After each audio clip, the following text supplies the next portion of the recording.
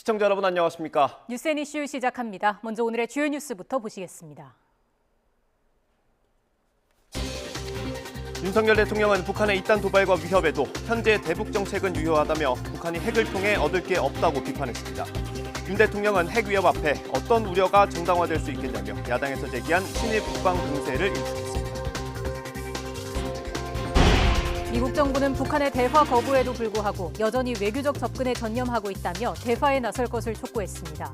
미 국무부는 YTN에 질의해 북한의 미사일 발사가 국제사회 위협이라며 유엔 안보리 결의 위반이라는 점을 거듭 확인했습니다. 크림대교 폭발 이후 러시아의 미사일 보복 공격으로 우크라이나에서 최소 14명이 숨지고 90여 명이 다쳤습니다. 우크라이나도 보복을 다짐하고 서방 측도 추가 지원을 강조하고 있어서 전쟁이 더 격화하는 것 아니냐는 우려가 커지고 있습니다. 전 세계 경기 둔화 우려와 내일 한국은행 기준금리 결정을 앞두고 국내 금융시장이 다시 흔들리고 있습니다. 코스피는 장 초반 급락세로 2,200선이 다시 무너졌고 원달러 환율도 급등하며 1,430원을 재돌파했습니다.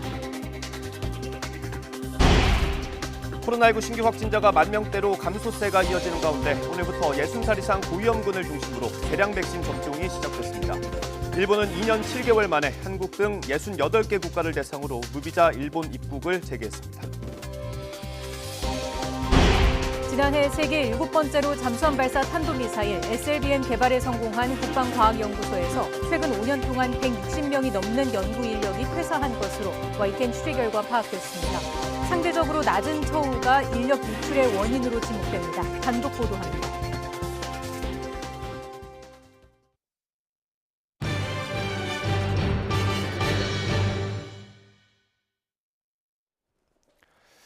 문재인 정부 인사를 대상으로 한 감사원의 감사를 두고 여야가 신경전을 벌이는 가운데 오늘 감사원의 국정감사는 시작하자마자 파행했습니다.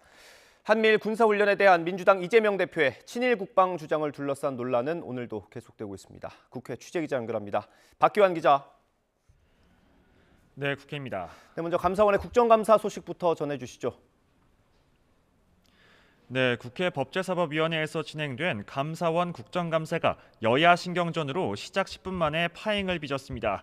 증인 선서가 끝나고 업무 보고가 시작되기도 전에 민주당 기동민 간사가 의사진행 발언을 요구했지만 김도읍 위원장이 이를 거절하자 언쟁이 빚어진 건데요. 30분 만에 속개한 회의에는 민주당이 출석을 요구한 감사위원들이 자리했습니다. 하지만 시작하자마자 신경전은 다시 한번 시작됐는데요. 연이어 들어보시겠습니다. 오늘 상황을 촉발시킨 장본인 이관섭 대통령 비서실 국정기획수석의 출석, 저는 불가피하다 이렇게 생각합니다. 윤석열 정부 출범 이후에 진행된 감사가 대통령실의 하명, 청구에 따른 것인지 이관섭 국정기획수석이 직접 밝혀야 한다. 이관섭 국정기획수석의 출석 요구에 대해서도 대통령실 수석들에 대한 출석 요구 권한, 기간 정인으로 채택할 수 있는 권한이 있는 운영위원회 회의에서 그것을 채택을 해서 그대로 질의를 하면 되는 문제라고 생각을 합니다. 이와 함께 국민의힘은 문재인 정부가 지난 2017년 이명박 정부의 4대강 정책에 대해 공개적인 감사를 하명했다고 맞불을 놓기도 했습니다. 이와 함께 오늘 산업통상자원 중소벤처기업위원회에서는 한국전력의 적자 원인을 두고 여당의 문재인 정부 공세가 계속됐고 문화체육관광위원회에서는 대통령실 이전과 청와대 운영 방침 등에 대해 민주당의 질타가 이어지고 있습니다. 네, 이른바 친일 국방 논란도 계속되고 있습니까? 네, 그렇습니다. 친일 국방 논란은 오늘도 계속됐습니다. 먼저 국민의힘은 민주당 집권 당시에도 우길기를 단 함정을 정박시켰다며 거듭 의혹을 일축했는데요. 주호영 원내대표는 말이 아니면 듣지 말라는 옛말을 인용하며 이재명 대표의 현실 인식에 문제가 있다고 비판했습니다. 들어보시겠습니다. 길이 아니면 가지 말고 말이 아니면 갈지를 마라 그랬습니다. 자기들 집권할 때 실컷 우길기를 단 함정들을 다 한국까지 정박시키고 해놓고 이제 와서 저런 이야기를 한다는 것은 몰라도 너무 뭐를 모르고. 민주당은 긴급 안보대책회의를 열고 공세 수위를 끌어올렸는데요. 이재명 대표는 독도 인근 해역에서의 한미일 군사훈련은 좌시할 수 없는 안보 자해 행위라며 훈련을 즉각 중단할 것을 요구했습니다. 그러면서 이 대표 발언에 문제를 제기한 여당을 향해 친일파와 다를 바 없다고 주장했습니다. 들어보시겠습니다. 이러한 문제들을 지적을 하면 수용을 하는 것이 아니라 어김없이 시대착오적인 종북몰이 그리고 색깔론 공세를 펼치고 있습니다. 해방 이후에 친일파들이 했던 행태와 다를 바가 전혀 없습니다. 여기에 국민의힘 정진석 비상대책위원장 발언을 두고 논란도 일었는데요. 정 비대위원장은 SNS에서 조선왕조는 무능하고 무지했고 조선은 일본의 침략이 아니라 안에서 썩어 문드러져 망했다며 지금 우리의 국력은 그때와 다르다고 주장했습니다. 그러면서 이 대표가 경박한 역사인식으로 국민을 현혹한다고 날을 세웠습니다. 민주당 박홍근 원내대표는 이에 대해서 집권당 대표가 조선이 일본 침략으로 망한 게 아니라는 식민사관을 드러낸 역대급 망언이라며 윤석열 대통령의 굴욕 외교에 이어 굴종적 대일관이 나타났다고 맹폭했습니다. 지금까지 국회에서 YTN 박견입니다. 윤석열 대통령은 북한이 전 세계를 상대로 핵 위협을 하고 있다면서 핵을 통해 얻을 수 있는 건 아무것도 없다고 비판했습니다. 한미일 안보 협력을 바탕으로 북한 도발에 대비하겠다면서 야당의 친일 국방 공세를 일축했습니다. 취재기자 연결합니다. 조은지 기자. 네, 용산 대통령실입니다. 네, 어제 김정은 위원장은 대화 필요성이 없다고 했고 전술 핵을 과시했습니다. 윤 대통령의 입장 나왔습니까? 네, 윤석열 대통령은 오늘 출근길 북핵 위협이 날로 심각해지고 있다면서 역시 안보를 주제로 발언했습니다. 굳건한 한미동맹과 한미일 안보 협력을 바탕으로 견고한 대응 체계를 구축해 잘 대비하겠다고 기존 입장을 재확인했습니다. 새 정부 대북 기조인 한미일 안보 협력과 이른바 담대한 구상이죠. 나날이 고조되는 안보 위협 속에 이 정책들이 유효하냐는 질문에 윤 대통령은 유효하다고 답했습니다. 그러면서 지난 30년 동안 90년대 초반부터 한반도 비핵화가 추진되면서 우리도 전술핵을 철수시켰는데 북한은 핵을 꾸준히 개발하고 고도화하며 우리는 물론 전 세계를 상대로 북핵 위협을 하고 있다고 지적했습니다.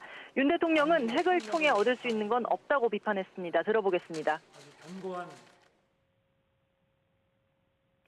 우리 대한민국뿐만 아니라 전 세계를 상대로 핵으로 지금 위협을 하고 있는 상황입니다만은 핵을 통해서 얻을 수 있는 것은 아무것도 없다고 생각합니다. 네, 전술핵 재배치에 대한 질문도 나왔는데 윤 대통령은 우리나라와 미국 조야의 여러 의견을 잘 경청하고 따져보고 있다고 언급했습니다. 윤 대통령은 지난 8월 취임 100일 기자회견 때 핵 확산 금지 조약 NPT 체제는 끝까지 포기하지 않고 지켜낼 생각이라고 전술핵 배치 가능성을 일축한 적이 있는데요. 일부 여지를 남긴 걸로 보입니다. 네, 야권에서 나오는 친일 국방 논란에 대해서는 어떻게 답했습니까? 네, 취재진이 에둘러서 또 직설적으로 두 차례 관련 내용을 물었습니다. 한일 군사협력에 일부 국민의 우려가 있다. 또 야당에선 친일 국방, 또 한반도 우길기 얘기까지 나왔다. 이런 질문이었는데요. 윤 대통령은 두 차례 모두 짧고 단호하게 일축했습니다. 직접 들어보시죠. 핵 위협 앞에서 어떠한 우려가 정당화될 수 있겠습니까? 현명한 국민들께서 잘 판단하실 거로 생각합니다.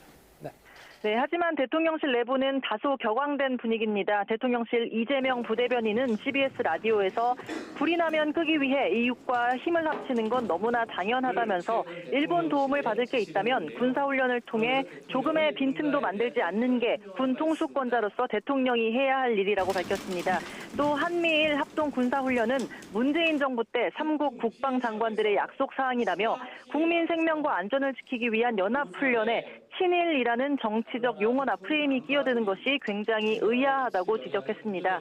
다른 대통령실 고위 관계자들도 YTN 통화에서 민주당은 지난 총선 때 친일몰이로 정치적 효능감을 맛봤다면서 지지층 결집을 위한 행위겠지만 피해를 보는 건 결국 국민이라고 비판했습니다.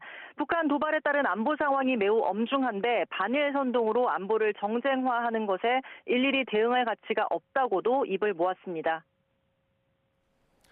네, 국무회의 결과도 좀 보겠습니다. 일제고사 부활이 발표됐다고요? 네, 윤 대통령은 전임 문재인 정부에서 폐지한 학업 성취도 전수 평가 이른바 일제고사를 원하는 모든 학교가 참여할 수 있도록 하겠다고 밝혔습니다. 기초학력은 아이들이 자유시민으로서 삶을 살아가는데 꼭 필요하다고 설명했는데요. 윤 대통령은 특히 지난해 고등학생 학업 성취도 평가에서 수학과 영어 수준에 미달하는 학생이 2017년 대비 40% 이상 급증했다고 언급하면서 줄 세우기라는 비판 뒤에 숨어 아이들 교육을 방치한다면 대한민국 미래도 어두워질 거라고 말했습니다. 학생별 밀착 맞춤형 교육을 통해 국가가 책임지고 기초학력 안전망을 만들겠다고 강조했습니다. 또 청년의 꿈이 좌절되지 않도록 희망 사다리를 놓아야 한다면서 민간이 주도하는 양질의 일자리를 창출하고 내 집 마련과 자산 형성을 할 수 있도록 도와야 한다고 밝혔습니다. 지금까지 용산 대통령실에서 YTN 조은지입니다. 북한의 잇따른 미사일 발사, 우크라이나 사태 악화와 함께 내일 금통위의 기준금리 인상을 앞두고 증시가 휘청거리고 있습니다. 코스피는 2,200선이 무너졌고 원달러 환율은 장중 1,430원을 다시 돌파했습니다. 취재기자 연결합니다. 박병환 기자. 네, 경제부입니다. 네, 오늘 증시 상황 자세히 전해주시죠. 네, 오늘 오전 코스피는 2,200선이 무너졌고 코스닥은 4% 가까이 떨어졌습니다. 먼저 코스피는 2% 넘게 떨어지며 2,180선을, 코스닥은 4% 가까이 하락하며 670선을 오르내리고 있습니다. 서울 외환시장에서 원달러 환율은 15.6원 오른 1,428원에서 시작해 이 시간 현재 1,434원까지 치솟았습니다. 오늘 증시와 환율 시장이 불안한 것은 여러 악재가 작용했기 때문입니다. 먼저 국내 사정을 살펴보면 내일 한국은행 금융통화위원회 개최가 영향을 미쳤습니다. 금통위가 기준금리를 0.5%포인트 인상, 이른바 빅스텝을 단행할 것으로 예상되면서 시장의 불안감을 키웠습니다. 대외적인 변수를 보면 먼저 미국 증시가 연일 불안한 모습을 이어가고 있다는 점입니다. 우리 시각으로 오늘 새벽 끝난 다우존스 지수는 0.32% 하락해 29,202.88로 거래를 마감했습니다. 나스닥 지수는 1.04% 떨어진 1,542.10으로 장을 마감했습니다. 이처럼 뉴욕 증시가 부진한 건 인플레가 잡히질 않고 있는 가운데 미 금융당국이 긴축 재정의 필요성을 거듭 강조하고 있기 때문입니다.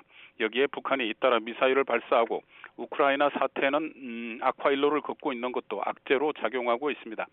이런 대내외 요인들이 단기간에 쉽게 해결되기 어려운 탓에 증시와 환율의 불안정성은 당분간 계속될 것으로 보입니다. 지금까지 경제부에서 전해드렸습니다.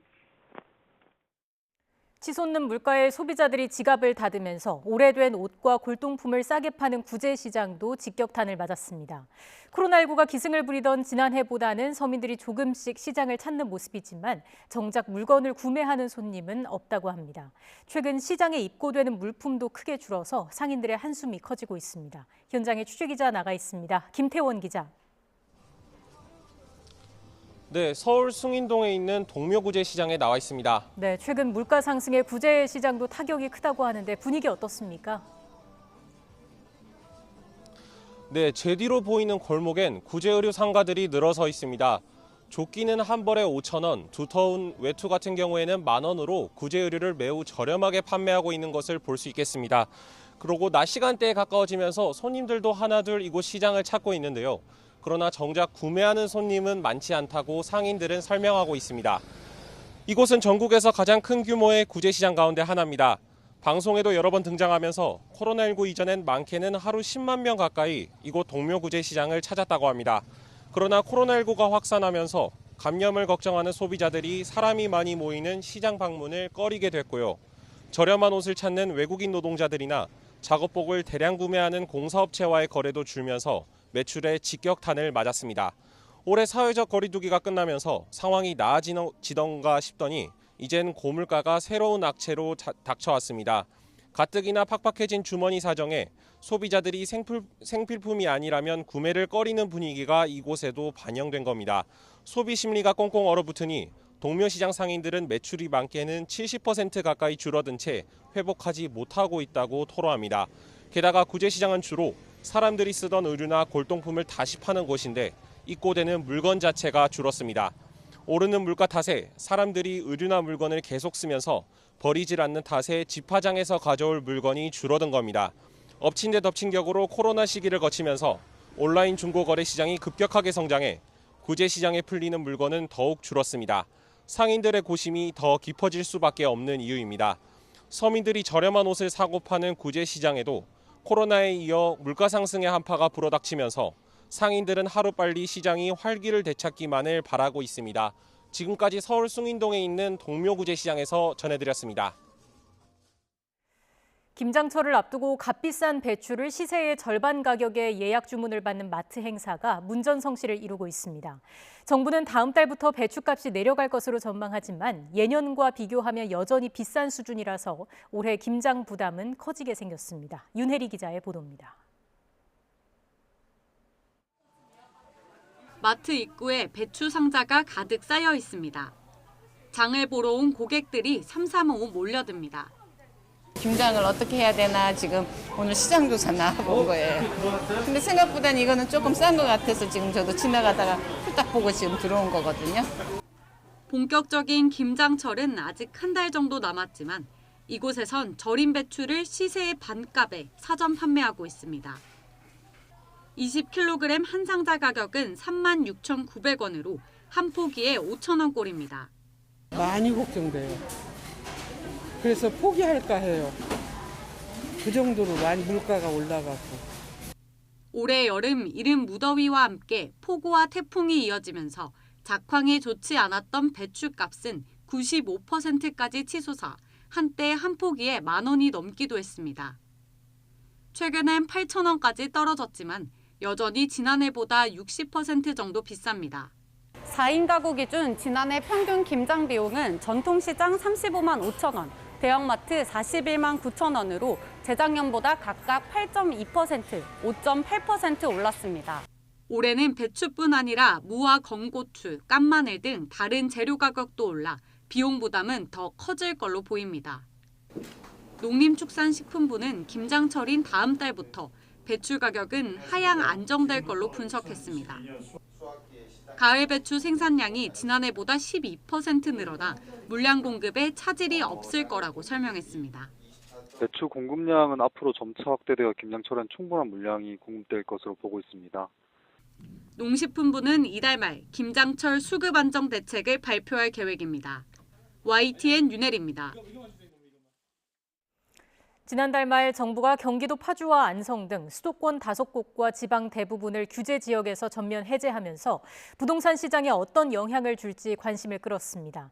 현장을 돌아보니 발표 직후에 반짝 집값이 올랐지만 고금리 부담으로 다시 하락세로 바뀌었습니다. 최기성 기자가 취재했습니다. 주변 아파트를 다 합치면 15,000여 세대 규모에 달하는 경기도 파주시 목동동입니다. 조정 대상 지역에서 해제되면서 주택담보대출 비율, LTV가 최대 70%까지 가능해지는 등 각종 규제에서 자유로워졌습니다.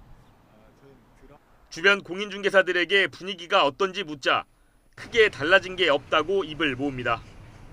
똑같아요. 팔려는 사람 있지만 해내는 사람은 없고 더기나 여러 가지 혜택들 주고 유도를 하면 시장이 조금 바뀔 텐데 그러지 않은 상황입니다. 규제 지역 해제 직후 기대감에 호가를 올리는 매도인도 있었지만 지금은 오히려 더 집값이 낮아졌다는 겁니다.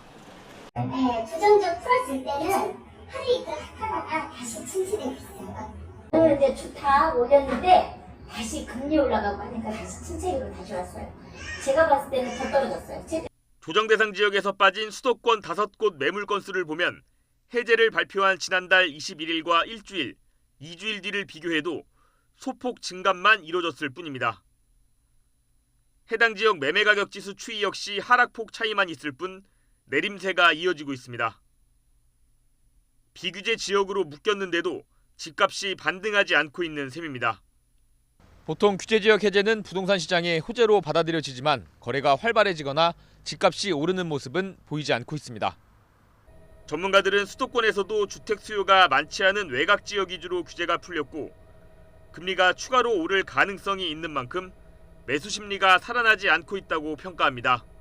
시장에 미치는 영향은 제한적일 전망입니다. 추가 금리 인상, 경기 침체 등으로 집값 하락 전망이 우세한 상황이라 규제 해제만으로는 매수 심리 개선을 기대하기는 어렵습니다. 여기에 잇따른 정부 규제 완화가 시장에는 오히려 집값이 하락하고 있다는 메시지로 전달되고 있다는 분석도 나옵니다. 현재 규제 상황은 규제 완화의 역설일 수도 있다고 보고 있는데요. 규제 완화가 이런 외곽 지역의 경우에는 가격의 추가적인 하락에 대한 시그널로 시장이 받아들이고 있는 것이죠. 장기적으로 실수요자 중심으로 매수 심리가 회복할 수도 있지만 당분간 전반적인 하락 추세가 바뀌기는 어려워 보입니다. YTN 최기성입니다. 금융부채를 진 38만 가구는 집까지 팔아도 빚을 갚지 못할 정도로 부실 위험이 큰 것으로 집계됐습니다. 이런 고위험 가구의 금융부채가 69조 원에 이르는 것으로 나타났는데 앞으로 추가 금리가 인상되는 만큼 부실 위험이 더 커질 전망입니다. 이승윤 기자입니다. 한때 낮은 금리를 노려 이른바 영혼까지 끌어모아 빚을 내서 투자에 나섰던 시민들은 금리 인상 소식에 시름이 깊어지고 있습니다. 이자만 70 정도 나가는 것 같아요.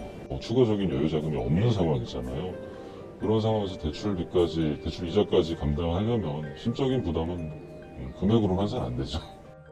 금융부채를 진 38만여 가구는 소득의 40% 이상을 원리금 상환에 쏟아붓고 있고 집을 비롯한 모든 자산을 팔아도 대출을 다 갚을 수 없는 금융부채 고위험 가구인 것으로 나타났습니다. 고위험 가구는 금융부채 보유 가구 가운데 3.2%로 2020년 말 40만 가구보다는 줄었지만 코로나19 직전인 2019년 37만 가구보다 5천 가구 정도 늘어난 상태입니다. 또 이들이 보유한 금융부채는 전체 금융부채의 6.2%인 69조 4천억 원에 이르는 것으로 집계됐습니다. 내일 한국은행의 두 번째 기준금리 0.5%포인트 인상이 유력한 가운데 계속 금리가 빠르게 오르면 고위험 대출자들의 부실 위험은 커질 전망입니다. 지금 세대는 인플레이션을 경험하지 못한 세대이기 때문에 아마 집을 사거나 그러실 때 한 3% 이자율로 돈을 빌렸다면 그것이 평생 그 수준으로 갈 거라고 생각하시고 사셨을 겁니다.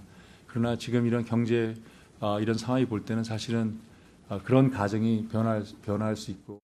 전문가들은 물가 상승 압력과 추가 금리 상승으로 고위험 가구의 금융부채 69조 원이 시한폭탄으로 작용할 우려가 있어 금융시장 변동성 확대 등 선제적 대비가 필요하다고 조언하고 있습니다. YTN 이승윤입니다. 오늘부터 오미크론 변이에도 효과가 있는 코로나19 개량 백신 접종이 시작됐습니다. 신규 확진자는 15,000명대로 화요일 발표 기준으로 15주 만에 가장 적었습니다. 취재기자 연결합니다. 신현준 기자. 네, 신현준입니다. 네, 개량 백신 접종 오늘부터 시작되는 겁니까? 네, 오미크론 변이에도 대응하도록 개발된 코로나19 개량 백신 접종이 오늘부터 시작됐습니다. 우선 접종 대상자는 60살 이상 고령층과 면역 저하자, 감염 취약시설 입원자 등입니다. 방역당국은 우선 접종자를 대상으로 지난달 27일부터 사전 예약을 접수했는데 지난 7일 기준 29만 5천여 명이 예약을 완료했습니다. 전체 60살 이상 접종 대상자의 2.6%입니다. 이들은 오늘부터 예약한 날에 순차적으로 접종을 받게 됩니다. 우선 접종 대상이 아니더라도 남는 백신이 있으면 당일 접종을 받을 수 있습니다. 다만 이번 개량 백신 추가 접종은 마지막 접종일이나 코로나19 확진일로부터 120일이 지나야 가능합니다. 방역당국은 개량 백신이 새로운 백신인 만큼 접종 초기에는 이상 반응에 적극적으로 대응하기로 했는데요. 동의한 경우 접종 후 일주일간 능동 감시를 하면서 건강 상태와 이상 여부를 확인할 계획입니다. 오늘 0시 기준 코로나19 신규 환자는 15,476명입니다. 하루 전보다 6,000명 넘게 늘었지만 화요일 발표 기준으로 보면 지난 6월 28일 이후 15주 만에 최소입니다. 일주일 전과 비교하면 900여 명, 2주 전보다는 2만 3천여 명 줄어 감소세를 보이고 있습니다. 위중증 환자는 313명으로 사흘째 300명대입니다. 하루새 숨진 사람은 10명으로 지난 7월 12일 이후 석 달 만에 가장 적었습니다. 지금까지 사회 2부에서 YTN 신현주입니다. 오늘부터 비자 없이 일본을 여행할 수 있습니다. 코로나19 이후 2년 7개월 만의 일입니다. 방역 조치도 간소화됐습니다. 김승환 기자의 보도입니다. 이제 비자 없이도 일본을 자유롭게 여행할 수 있게 됐습니다. 그동안 단체 여행에만 제한적으로 관광 비자를 내줬는데 비자 의무화가 없어진 겁니다. また10月11日から水際対策については入国者数についての上限撤廃、個人旅行の解禁、ビザなし渡航の解禁を行います。 코로나19 방역 절차도 간소화됩니다. 3차 백신 접종 증명서가 있으면 PCR 검사를 받지 않아도 되고 2차까지 접종했거나 백신을 맞지 않은 경우엔 비행기 탑승 전 72시간 안에 검사를 받아 PCR 음성 확인서를 내면 됩니다. 일본이 개발한 앱인 마이 SOS를 다운받아 백신 접종 증명서 등 정보를 미리 등록하면 빠르게 입국할 수 있습니다. 일본에 도착한 뒤 코로나19 검사와 격리도 없어지는데 감염 의심 증상이 있으면 검사를 받아야 하고 양성 판정을 받으면 정부 지정 시설에서 따로 지내야 합니다. 이처럼 입국 제한이 풀린 데다 엔화 약세까지 맞물리면서 일본행 항공편과 숙소 예약도 크게 늘어나고 있습니다. 코로나로 한동안 가까운 일본에 여행을 못 갔었는데 친구들과 11월에 일본 여행 계획을 바로 잡았거든요. 기다렸던 소식이어서 반가웠어요. 항공사별로 일본 노선 운항 횟수를 점차 늘리고 있는 만큼 일본 매출 비중이 큰 저비용 항공사들의 영업 실적도 개선될 것으로 보입니다. YTN 김승환입니다. 미사일 도발을 계속하고 대화도 필요 없다는 북한 김정은 위원장의 입장에도 미국은 외교적 해법에 집중하겠다는 기존 방침을 재확인했습니다. 하지만 핵실험 위협을 높이고 있는 북한을 당장 대화의 장으로 끌어낼 방법이 마땅치 않다는 게 문제입니다. 워싱턴에서 권준기 특파원의 보도입니다. 김정은이 직접 전술 핵 훈련을 지휘하며 최근까지 미사일 도발을 이어간 데 대한 입장을 YTN이 미 국무부에 물었습니다. 국무부 대변인실은 북한의 미사일 발사를 규탄하면서 유엔 안보리 결의 위반이라는 점을 거듭 확인했습니다. 계속된 탄도미사일 시험은 불법적이고 주변 지역과 국제사회에 위협이 되고 있다는 점을 분명히 한 겁니다. 지난주 일본 국민을 위협한 중거리 탄도미사일 발사에 대해서는 구체적인 성격을 평가하고 있다고 밝혔습니다. 5년 만에 일본 열도를 넘긴 미사일 발사의 의도가 뭔지 여전히 파악 중인 것으로 보입니다. 또 한미일 군사훈련을 미사일 발사 이유로 든 북한 구실을 반박하며 우리의 방어적 조치가 그들의 불법적 행동을 정당화한다는 주장을 거부한다고 강조했습니다. 특히 북한 김정은이 대화할 생각이 없다고 밝혔음에도 미 국무부는 여전히 대화로 풀겠다는 입장을 재확인했습니다. 북한과의 외교적 해법에 전념하겠다며 대화에 나설 것을 촉구한다는 겁니다. 앞서 존 커비 백악관 국가안보회의 전략소통조정관도 북한과 조건 없는 대화에 나서겠다는 점을 강조했습니다. In fact, we've communicated, Martha, that we are willing to sit down with them without preconditions at the negotiating table to work towards that end, without preconditions. 진행자는 미국의 노력이 번번이 실패했다는 점을 지적했지만 커비 조정관은 더 진전된 해법을 내놓지는 못했습니다. 우크라이나 전쟁에 더욱 정신이 팔리고 있는 미국은 한반도 상황까지 더 긴장을 높이고 싶지 않은 분위기지만 북한 핵실험 가능성은 높아지고 있어 미국의 고민이 한층 깊어지고 있습니다. 워싱턴에서 YTN 권중입니다.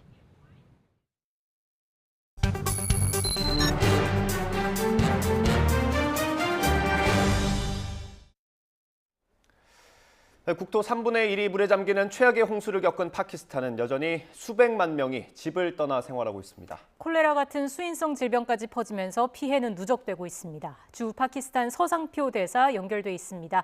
대사님 나와 계시죠? 예, 안녕하세요. 예, 대사님 안녕하십니까? 네, 주 파키스탄 서상표 대사입니다. 예, 일단 대사관 직원분들 괜찮으신지 좀 궁금합니다. 다행히 대사관 직원들하고 대사관에서 근무하는 현지 직원들 모두 다 안전합니다. 대사관은 수도 이슬람아바드에 있고요. 그리고 저희가 교민이 많은 카라치 분관이 있는데 대도시 지역은 이번 홍수 피해를 좀 덜 받아서요. 다들 안전합니다. 그렇군요. 현지 우리 교민들의 피해는 확인된 게 있을까요? 다행히 교민들 피해도 없습니다. 교민들이 아까 말씀드렸던 이슬람아바드 수도하고 카라치하고 또 저희가 라호르라는 큰 도시가 하나 더 있는데 그쪽 대도시 지역에 대부분 거주하고 계시고요. 예. 그리고 이번 홍수 피해는 좀 그 신드주 북쪽에 그 인더스 강유역으로 해서 크게 그 피해를 봤고요. 그리고 북쪽에 카이보 팍tunkhwa주 일부, 그리고 서쪽에 그 발로치산주 일부, 그 지방 중심으로 해서 피해가 많아가지고요. 교민들이 안전하고요. 다행히 그 6월부터 9월까지 비가 많이 왔는데 예. 그 기간 동안 우리 교민께서 그 피해 지역을 방문한 적이 없는 걸로 저희가 파악하고 있습니다. 아, 예, 천만다행입니다. 그 파키스탄 정부가 집계하는 현재 피해 상황은 어떻습니까? 기본적으로 좀 피해가 계속 늘어나고 있는데요. 사망자 수가 지금 1,700명으로 좀 늘어났습니다. 그 부상자 수가 13,000명으로 많다 보니까요. 사망자 수가 부상자에서 좀 계속 증가를 하고 있고요. 이번에 그 홍수 피해로 한 3,300만 그 파키스탄 국민들이 피해를 입었고요. 이재민 수가 800만으로 좀 추산되고 있습니다. 예. 그리고 그 집이 파괴된 게 한 200만 채, 그리고 완전히 파괴된 건 또 80만 채라고 그러고요. 도로 유실도 심각한데 13,000km의 도로가 유실이 됐다고 합니다. 그 13,000km라고 하면 서울하고 부산까지 500km거든요. 예. 그걸 따지면 한 20, 30배 정도의 그 도로가 유실이 됐고요. 그 도로에 붙어 있는 다리들도 한 400개가 무너져 있고, 더 심각한 거는 경작지에 밀하고 이 나라가 그 쌀이 주식인데 경작지가 많이 침수되어 있습니다. 네. 그리고 가축도 한 300만 마리 이상 좀 피해를 입었다고 합니다. 예. 앞서 말씀해 주신 것처럼 특히나 피해가 심한 곳이 신드주입니다. 현장 다녀오셨을 것 같은데 어땠습니까? 다행히 그 8월 그 말에 여기 그 파키스탄 정부에서 제공한 헬리콥터를 타고 그 신드주 북부 지역 그 피해 지역을 시찰한 적이 있습니다. 그 당시가 바로 그 홍수 피해가 심할 때라서 그 착륙은 못했고요. 예. 그 상공에서 그 피해 지역을 봤는데 지금 뭐 그 마을 전체가 물에 잠겼거나 또 그리고 물이 빠져도 진흙 더밀거나 뭐 도로 유실이 됐는데 경작지 침수 아주 심각한 그 신드주 북부는 심각한 상황이었습니다. 예. 그렇군요. 신드주 같은 곳은 지금 뭐 성한 건물이 없을 것 같은데 그러면 주민들이 어디서 생활하고 있습니까? 지금 그 주민들이 지금 처음에 이렇게 그 홍수가 났을 때 그 신드주 그 여기 파키스탄 정부에서 급하게 요청한 게 그 텐트입니다. 근데 이제 처음에 그 피해가 생겼을 때 일부 그 이재민들을 그 공공기관이나 학교로 이렇게 그 수용을 했는데요. 워낙 이재민 수가 많다 보니까 결국 노천에서 수용하게 되고, 그러다 보니까 결국은 그 이제 그 저희가 그 텐트가 모자라서 그 주변국이라든지 여러 나라들에서 텐트를 제공을 하고 해서 지금은 어느 정도 그 상황이 좀 안정된 상태입니다. 그렇군요. 지금 그리고 콜레라 같은 수인성 질병도 심각하다고 하던데 특히나 아이들이 취약할 것 같습니다. 어떻습니까? 그 아까 피해 지역 중에서 뭐 북부의 카이보 팍tunkhwa주나 그 서쪽의 발로치산주는 물이 빠져서 지금 마르고 있어서 그 복구 단계에 들어갔는데 그 신드주 북부 지역은 아직도 그 물이 잘 안 빠져 있습니다. 그래서 예. 수인성 질병이 심해서요. 뭐 그 말라리아라든지 오음, 설사도 많다고 그러고 제가 듣기로 호흡기 질환도 되게 많다고 합니다. 그래서 그 상당히 그 부분이 심각한 상태고, 그래서 며칠 전에 그 유엔에서 그 추가로 8억 불 그 지원을 했는데 그 중에 상당 부분이 이런 질병 퇴치에 들어가게 될 겁니다. 그리고 예. 그 이 나라가 그 의료 시설이 사실 취약한데 인구가 2억 2천만이 되다 보니까 그 전국의 의료 서비스가 제공이 잘 안 됩니다. 그래서 저희 1, 2년 전에 저희 코로나 당시에도 우리나라를 비롯해서 많은 나라들이 지원을 많이 했고요. 의료 장비라든지 뭐 마스크 또 손세정제 이런 뭐 백신까지 해서 지원을 많이 했는데 이 나라의 지금 사실 의료 상태가 상당히 지금 어려운 상황에 있습니다. 예. 파키스탄 같은 경우 홍수 이전에도 영양이 부족한 아이들이 많은 편이지 않았습니까? 지금 상황 더 심각하겠죠? 예, 파키스탄은 전통적으로 좀 인구가 많아서요. 그 식량난이 심각했었는데요. 그 여기 도심 지역은 그래도 이제 한 가정에 자녀분들이 2명에서 많게는 3명인데 아직도 그 시골 그 지방에 내려가 보면 뭐 5명, 6명, 7명 그리고 10명 넘는 가정이 많고요. 그러다 보니까 그 지방을 중심으로 해서 영양 공급이 잘 안 돼서 유엔기구 뭐 그 유엔 식량계획 WFP나 유니세프 이런 데서 많이 도와주고 저희도 많이 그 도와주고 있습니다. 근데 그 식량 문제가 좀 아시겠지만 그 여기 그 우크라이나에서 전쟁이 있었죠. 예. 전쟁이 좀 일어나고 있죠. 이 나라가 그 우크라이나에서 밀 수입을 많이 했는데 밀 수입이 안 되고 또 식량 가격도 올라서 더 심각해졌는데 이번 홍수 피해로 인해서 이게 더 어려운 상황이 돼서 그 아까 말씀드렸던 유엔에서 8억 불 그 지원의 또 일부가 또 식량 공급에 들어갈 겁니다. 예, 빨리 상황이 좀 나아지고 하루빨리 복구가 돼야 할 텐데 물이 빠지려면은 앞으로 한 6개월은 더 걸린다 이런 얘기가 있더라고요. 이건 왜 그런 겁니까?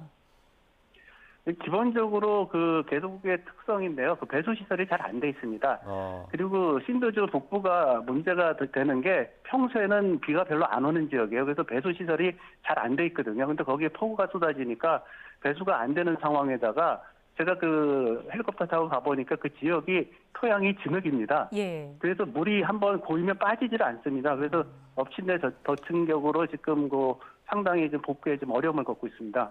예, 그 정도로 비가 많이 왔다는 건데 실제로 비가 얼마나 왔습니까? 이 나라가 사실 비가 많은 나라가 아닙니다. 연 강수량이 한 300mm 되고 우리나라가 한 1,200 정도 평균 되는데 적은 지역이거든요. 근데 8월 그 말 기준으로 해서 한 150mm가 와야 되는데 400mm가 와가지고 벌써 그 정상의 전체 평균이 3배가 넘었고요. 특히 그 신도주 그 북부는 제가 말씀드렸지만 비가 적은 지역이에요. 예. 거기는 한 7배 이상이 내려버렸거든요. 그런데다가 배수 시설은 안 되고 그러다 보니까 이렇게 피해가 커진 것 같습니다. 예, 여기에다 또 파키스탄 북부에 있는 빙하가 녹은 것도 큰 영향을 줬습니다. 인더스강이 범람한 건가요? 예, 신도주 북부에 가장 심한 게 이제 인더스강이 범람한 건데요. 2010년에 한번 홍수가 있었습니다. 그래서 요번에 보니까 그때보다 2배 이상의 범람이 됐는데 범람한 이유가 지금 요번에 그 홍수가 크게 난 것도 있지만 실제적으로 지금 그 파키스탄 북쪽에 그 히말라야 산맥의 빙하로 인더스강이 시작이 되는데 그 강물이 점점 늘어나고 있어요. 그래서 엎친 데 덮친 격으로 그 2010년보다 더 심한 그 홍수 피해를 겪게 된 거죠. 예. 빙하가 녹고 비가 많이 오는 거 다 기후 위기랑 연결이 되는 것 같습니다. 얼마 전에 유엔 총회에서 파키스탄 총리가 연설하지 않았습니까? 그 내용도 좀 소개를 해주시죠. 여기 기본적으로 이제 그 파키스탄 총리께서 얘기를 하신 거는 기후 변화라는 게 이제 글로벌 이슈지 않습니까? 글로벌 이슈라는 거는 한 나라가 대응할 수 있는 없는 일입니다. 초국경적인 거고 기후 변화는 파키스탄은 그 산업이 발달하지 않은 국가입니다. 그래서 그 온실가스 배출량이 1% 미만입니다. 네. 그런데 지금 아까 얘기했던 히말라야라든지 그런 홍수 피해를 가장 극심하게 많이 받고 있는 나라거든요. 그래서 그 파키스탄 총리께서 얘기하신 게 기본적으로 우리가 싸우지만 지금 당장에 이렇게 홍수 피해가 심각할 때는 국제사회의 구호 손길이 오는데 또 지나가면 다 까먹는다는 거죠. 그래서 결국은 그 파키스탄 홀로서 이렇게 그 글로벌 이슈, 기후변화하고 싸워야 된다는 그 상황에 대해서 아마 말씀하신 것으로 이해를 하고 있습니다. 예, 파키스탄 스스로 만들지 않은 위기와 현재 싸우고 있습니다. 국제사회 지원이 절실한 상황인데요. 마지막으로 우리 정부 또 대사관에서 어떤 역할을 하고 있는지 설명을 부탁드리겠습니다. 예, 기본적으로 이제 파키스탄에 처음에 홍수가 왔을 때 그 구호가 필요하다고 이 정도도 느꼈던 게 8월 말쯤인데요. 그때 이제 다들 여기 그 외교단이라든지 피해가 얼마나 심각한지 도심 지역은 그렇게 심하지는 않아가지고요. 고민을 하고 있었을 때 우리 정부에서 신속하게 30만 불 지원을 발표를 했습니다. 예. 그래서 파키스탄 정부가 그거에 대해서 되게 고마워하고요. 그래서 제가 얼마 전에 카라치 밑에 그 항구 도시에 그쪽을 중심으로 해서 저희가 이제 국어의 물자가 가는데 비행기로 저희가 급한 거 여기 그 식수가 별로 안 좋아서 식수 정화제라든지 그리고 비상보험 담요 급하게 필요한 것들을 저희가 좀 전달을 했고요. 이번 달 중으로 이제 무거운 텐트라든지 그런 그 담요라든지는 그 배편으로 도착합니다. 그리고 아까 말씀드렸던 그 유엔에서 추가로 8억 불 그 지원 요청을 했을 때 저희 정부에서 그런데 부응을 해서 저희 그 지원을 최초 30만 불에서 200만 불로 올렸습니다. 파키스탄 정부에서 더 고마워하고 있고요. 더 그 좋은 거는 여기 파키스탄에 계시는 한국민들 그리고 현지 그 기업들이 구애 손길을 주고 있는데요. 그게 벌써 50만 불이 넘고 있습니다. 네. 그래서 파키스탄 사람들이 되게 좋아하고 있고요. 마지막으로 한 가지 저희 파키스탄 사람들한테 들었는데 요즘 그 인터넷이라든지 SNS로 한국도 홍수가 난 걸 알고 있거든요. 예. 근데 그 홍수를 겪은 나라가 이렇게 구호를 준다고 해서 더 고마워한다는 그런 표현을 많이 받고 있습니다. 그렇군요. 하루빨리 생활이 좀 안정되기를 함께 기원하겠습니다. 지금까지 주 파키스탄 소상표 대사와 이야기 나눴습니다. 오늘 말씀 잘 들었습니다. 예, 감사합니다.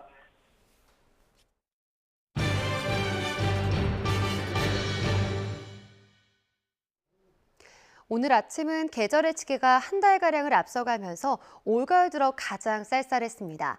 낮에는 어제보다 기온이 높겠지만 17도 선에 머물며 예년 기온을 5도가량 밑돌아 서늘하겠는데요. 내일 아침까지 때이른 추위가 기승을 부린 뒤 낮부터는 이맘때 가을 날씨를 되찾겠습니다. 기온 변화가 무척 심합니다. 건강관리에 신경 써주시기 바랍니다. 오늘 찬바람이 불며 날은 춥지만 하늘은 무척 쾌청하겠습니다. 해상을 중심으로는 강풍과 또 거센 물결이 이어지겠고요. 동해안 쪽은 오늘 밤부터 너울성 파도도 주의해 주시기 바랍니다. 오늘 낮 기온은 서울 17도, 광주와 대전 19도, 대구는 20도로 예년 기온을 2에서 5도가량 밑돌며 쌀쌀하겠습니다. 당분간 비 소식 없이 대체로 맑은 날씨가 이어지겠습니다. 내일 낮부터는 이른 추위가 물러나겠지만 일교차 큰 날씨가 계속될 전망입니다. 날씨였습니다. 지난해 세계에서 7번째로 잠수함 발사 탄도미사일 SLBM 개발에 성공한 국방과학연구소에서 최근 5년 동안 160명 넘는 연구 인력이 퇴사한 것으로 YTN 취재 결과 파악됐습니다. SLBM 개발은 물론 핵심 국방 기술을 개발해도 성과 보상금을 지급하지 않는 등 상대적으로 낮은 처우가 인력 유출의 원인으로 지목됩니다. 조성호 기자의 단독 보도입니다. 바닷속에서 발사체가 솟구쳐 오릅니다. 3,000톤급 도산 안창호함에서 쏘아 올린 잠수함 발사 탄도미사일 SLBM입니다. 지난해 9월 세계에서 7번째로 독자 개발해 발사에 성공했고 문재인 당시 대통령도 극찬했습니다. 북한의 비대칭 전력에 대해서 우리 SLBM이 아주 효과적인 억지력이 될 수 있을 것이라고 생각합니다. 국책 연구기관인 국방과학연구소 연구진이 밤새워 이룬 쾌거라 자부심을 가질 만도 한데 어쩐 일인지 연구원들은 줄줄이 떠나고 있습니다. YTN 취재 결과 지난 2017년 정규직 25명이 그만둔 것을 시작으로 지난해까지 5년 동안 164명이 퇴사했습니다. 지난해 정원 기준으로 5%가량이 이 기간 연구소를 떠난 겁니다. 퇴직자 10명 가운데 6명은 대학이나 다른 기관으로 자리를 옮겼습니다. 특히 최근 들어 인공지능 분야 등을 연구하는 젊은 인재들의 퇴직도 잇따르고 있습니다. 원인으로는 핵심 기술 개발에 대한 제대로 된 보상이 없다는 점이 꼽히고 있습니다. SLBM 개발자들은 물론 비슷한 시기 고위력 탄도미사일과 초음속 순항미사일을 개발한 연구진은 성과 보상금을 한 푼도 받지 못했습니다. 개발 과정 자체가 비밀이고 우리 군이 사용할 이른바 비닉 사업에 대해서는 일부가 연구 보상금으로 쓰이는 기술료를 주지 않아도 되기 때문입니다. 그나마 수출할 때 1% 지급하던 기술료마저도 2019년부터는 받지 못하도록 하면서 보상받을 길은 더 좁아졌습니다. 국방과학연구소가 의뢰한 연구에서 근속연수를 반영해 분석한 평균 연봉 수준은 9천만 원. 정부 출연기관 31곳 가운데 20번째입니다. 결국 상대적으로 낮은 처우와 모순적인 보상체계가 연구원들에게 동기부여가 되지 못하면서 우수인력 유출로 이어지는 것 아니냐는 지적이 나옵니다. SLBM, 고위력 미사일 등 핵심 기술을 보유한 국방과학연구소 연구원들의 처우를 개선함으로써 우리 방산 역군들의 해외 유출을 막는 한편 개발자들의 자긍심을 고취시켜서 미래 대한민국 선진 방산 위상을 더욱 넓혀야 할 것입니다. 국방과학연구소 측은 국방 연구개발 성과 보상 수준을 선진화하기 위해 연구 용역을 진행했고 유관 기관과 협조해 연구원들의 사기 진작과 인력 유출 방지를 위해 노력하고 있다고 설명했습니다.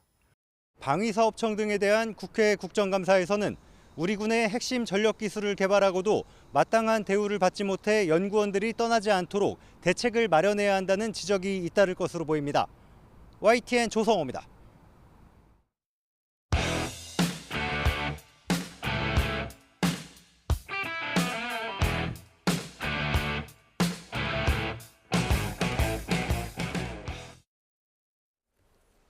네, 오늘의 정치권 이슈 짚어보겠습니다. 성일종 국민의힘 정책위의장, 전재수 더불어민주당 의원 두 분과 함께하겠습니다. 어서 오십시오. 네, 안녕하십니까. 네, 지금 국회에서는 이른바 친일 국방 논란이 일고 있습니다. 민주당 이재명 대표가 처음으로 의혹을 제기한 거고요. 지금 여당에서는 반박하고 있습니다. 제가 영상을 먼저 준비했는데요. 이거 들어보고 얘기 나눠보겠습니다. 한미일 군사동맹으로 가는 징검다리가 하나씩 하나씩 놓아지는 느낌? 우리 국민들로서는 결코 용인할 수 없는 일본군의 한반도 진주? 우길기가 다시 한반도에 걸리는 날? 우리는 상상할 수 없지만 그런 일이 실제로 생길 수 있습니다. 일본군이 한반도에 진주하고 우길기가 다시 한반도에 걸리는 일이 실제로 생길 수도 있다. 이런 발언들이 나왔습니다. 어떻게 생각하십니까? 지금 북한이 개발 중인 잠수함 발사 탄도미사일 SLBM이라고 하는데 그걸 흔히 게임 체인저라고 합니다. 잠수함이 언제 어디서 나타나서 탄도미사일 발사할지 사전 탐지가 매우 어렵기 때문입니다. 근데 북한 잠수함이 대한민국 영해에만 있다는 보장이 당연히 없는 거죠. 한미일 연합훈련을 하자 이렇게 문재인 정부에서 합의했던 것은 다 이유가 있었던 거라고 저는 생각합니다. 국민의 생명과 안전을 지키기 위해서 한 연합훈련을 두고 친일이라는 어떤 정치적 용어나 프레임이 과연 끼어들 수 있느냐. 저는 굉장히 의아하다. 그리고 이미 국민들은 사실관계를 알고 있다. 저는 이렇게 생각하고 있습니다. 네, 민주당 이재명 대표의 발언을 대통령실 이재명 부대변인이 반박을 했습니다. 이 오타가 아니라는 점 고치를 해드리고요. 먼저 여당 입장에서 하실 말씀 있을 것 같아요. 이재명 대표는 대권 주자를 하셨던 분이잖아요. 그리고 대한민국의 야당이지만 국정의 큰 축을 담당하고 있는 당대표란 말이지요. 이분이 갖고 있는 말 한마디의 무게라고 하는 게 굉장히 큰 거예요. 네. 그리고 특히 외교 안보적 측면에서 볼 때는 굉장히 이게 국가의 존망과 관련되는 거잖아요. 근데 한미일 군사 훈련하는 걸 가지고 지금 이게 국방위원회 국정감사에서 제일 먼저 와가지고 지적하셨던 부분이에요. 그러면서 그 당시에 뭐라고 그랬냐면 독도 앞바다에서 한미일 군사 훈련을 하고 있는데 일본 군대가 독도에 와서 훈련하는 것은 일본의 자위대를 정식 군대로 인정하는데 왜 한국군이 거기에 도와주냐 그 얘기예요. 그럼 남해에서 하라 이 얘기를 또 하셨어요. 그러면 남해에서 훈련을 하면 일본 자위대를 정식 군대로 인정하지 않는 것이 되고 독도 앞바다에 와서 하면은 일본 자위대를 우리 대한민국이 정식 군대로 인정하는 게 되는가요? 이 훈련이라는 개념도 모르는 분이에요. 지금 한국 수역이 있고 일본 수역이 있는데 지금 훈련하는 구역은 공해 수역입니다. 그래서 러시아의 군함도 중국의 군함도 다 왔다 갔다 해요. 특히 북한의 군함이 나와가지고 태평양으로 나가려면 주로 이쪽으로 많이 오잖아요. 그렇기 때문에 지금 SLBM이나 이러한 실험을 할 가능성이 높기 때문에 한미일이 거기에서 훈련을 하는 거예요. 저기 출연을 자주 출몰하는 지역으로. 그런데 여기서 하지 말라는 거예요. 있을 수 없는 이야기를 지금 현재 하고 있는데 또 어제 얘기하신 거 보니까 우길기가 한반도에 걸린다 이런 얘기를 하셨어요. 그러면 인공기가 그러면 대한민국에 걸려도 된다는 얘기입니까? 정말 있을 수 없는 이야기를 국가 지도자가 하시겠다고 하신 분으로서는 믿기지 않는 이야기입니다. 그래서 참 요즘에 이재명 대표께서 매일매일 하종가를 치고 계시구나 하고 생각을 하고 있습니다. 전 의원님 어떤 말씀 해주실까요? 일단은 이재명 대표와 민주당이 우려하는 것은 뭐냐면 일본의 군사 대국화를 우려하는 겁니다. 더 구체적으로 말씀드리자면 일본은 2차 세계대전 전쟁 범죄 국가죠. 그리고 전쟁 범죄를 저지른 그 과오 때문에 미국에 의해서 일본의 평화헌법이 제정이 됐지 않습니까? 이 평화헌법의 핵심적인 내용이 일본은 군대를 가질 수 없고 전쟁할 수 없는 나라로 규정이 돼 있는 겁니다. 그런데 북한의 도발을 지렛대 삼아서 명분 삼아서 핑계 삼아가지고 지금 군사 대국화의 야욕을 드러내는 것에 대해서 우리가 우려를 해야 된다. 왜 그러냐면 일본이 한때는 1980년대까지는 미국의 전체 경제 규모의 턱 밑에까지 쫓아갔습니다.